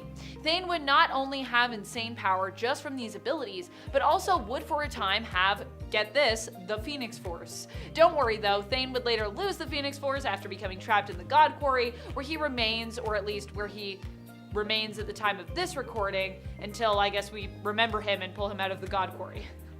There is a lot that Zod has done to sell himself as a god tier character. I feel like every time we see him, he's doing something even more extra than the last time. During the Prime Earth continuity, there's a point where Amanda Waller is lucky or unlucky enough perhaps to capture Zod to use him on her Task Force X, aka the Suicide Squad. However, even after having an explosive kryptonite device placed within his brain, Zod escapes Waller. Yeah. Does his own brain surgery, basically. Tormented by the pain of his family who are currently trapped inside the Phantom Zone, he manages to remove the bomb from his head by himself using his heat vision to break free and go rescue his family. After doing so, he also seeks out a planet for them to settle on to turn into a sort of new Krypton. The indigenous people of this planet are actually willing to work for Zod as they believe him and his family to be gods. Madeline Pryor was kind of born a god when you think about it. She is a clone of Jean Grey whose life was sparked by a piece of the Phoenix Force. The Phoenix Force itself is like a cosmic god of sorts. It's not like, I don't know if we call it a god like officially, but it's godlike in power. And because a piece of that is built into Maddie, in a way, Maddie is also like a god. If you're wondering how or why I'm including her here when she, as I've said, has always been a god, since this is the exact reason I'm not including villains like Loki on this list, so for all of you who are wondering why Loki isn't here, that's why I didn't include him, it has to do with the fact that she wasn't always aware of her true origin. During the time she wasn't aware, Maddie simply acted like a normal human woman. However, after suffering a mental break, Maddie was transformed into a However, after suffering a mental break when she realized the truth of her origin, Maddie was transformed into a supremely powerful being, allowing her to tap into her true, unlimited potential. Poison Ivy is a character who honestly should always be at a god tier, just based on her power set honestly, but there's only really ever been one point that I can think of where she decided to take things to that kind of level. For the most part, Ivy stays pretty confined to Gotham, giving Batman and the city trouble with her eco-terror, but not really extending much beyond Gotham's reach. Now and then, I've seen her also go to some other cities, I've seen her go on a crime spree with Harley in Metropolis as well, but really she stays pretty confined to a single city with her mischief. However, in the Tom King story, Everyone Loves Ivy, trauma caused Ivy to strike out and go bigger, much bigger, taking over the whole world through vegetables. Yeah, she mind controlled people through the veggies that they ate, and she used her control over everyone to basically make the world a better place and bring about kind of world peace, but of course at the expense of free will. A big no-no in the hero books. Ivy, however, was convinced to relinquish control by Harley Quinn, who Batman and Catwoman basically recruited to help them deal with this situation,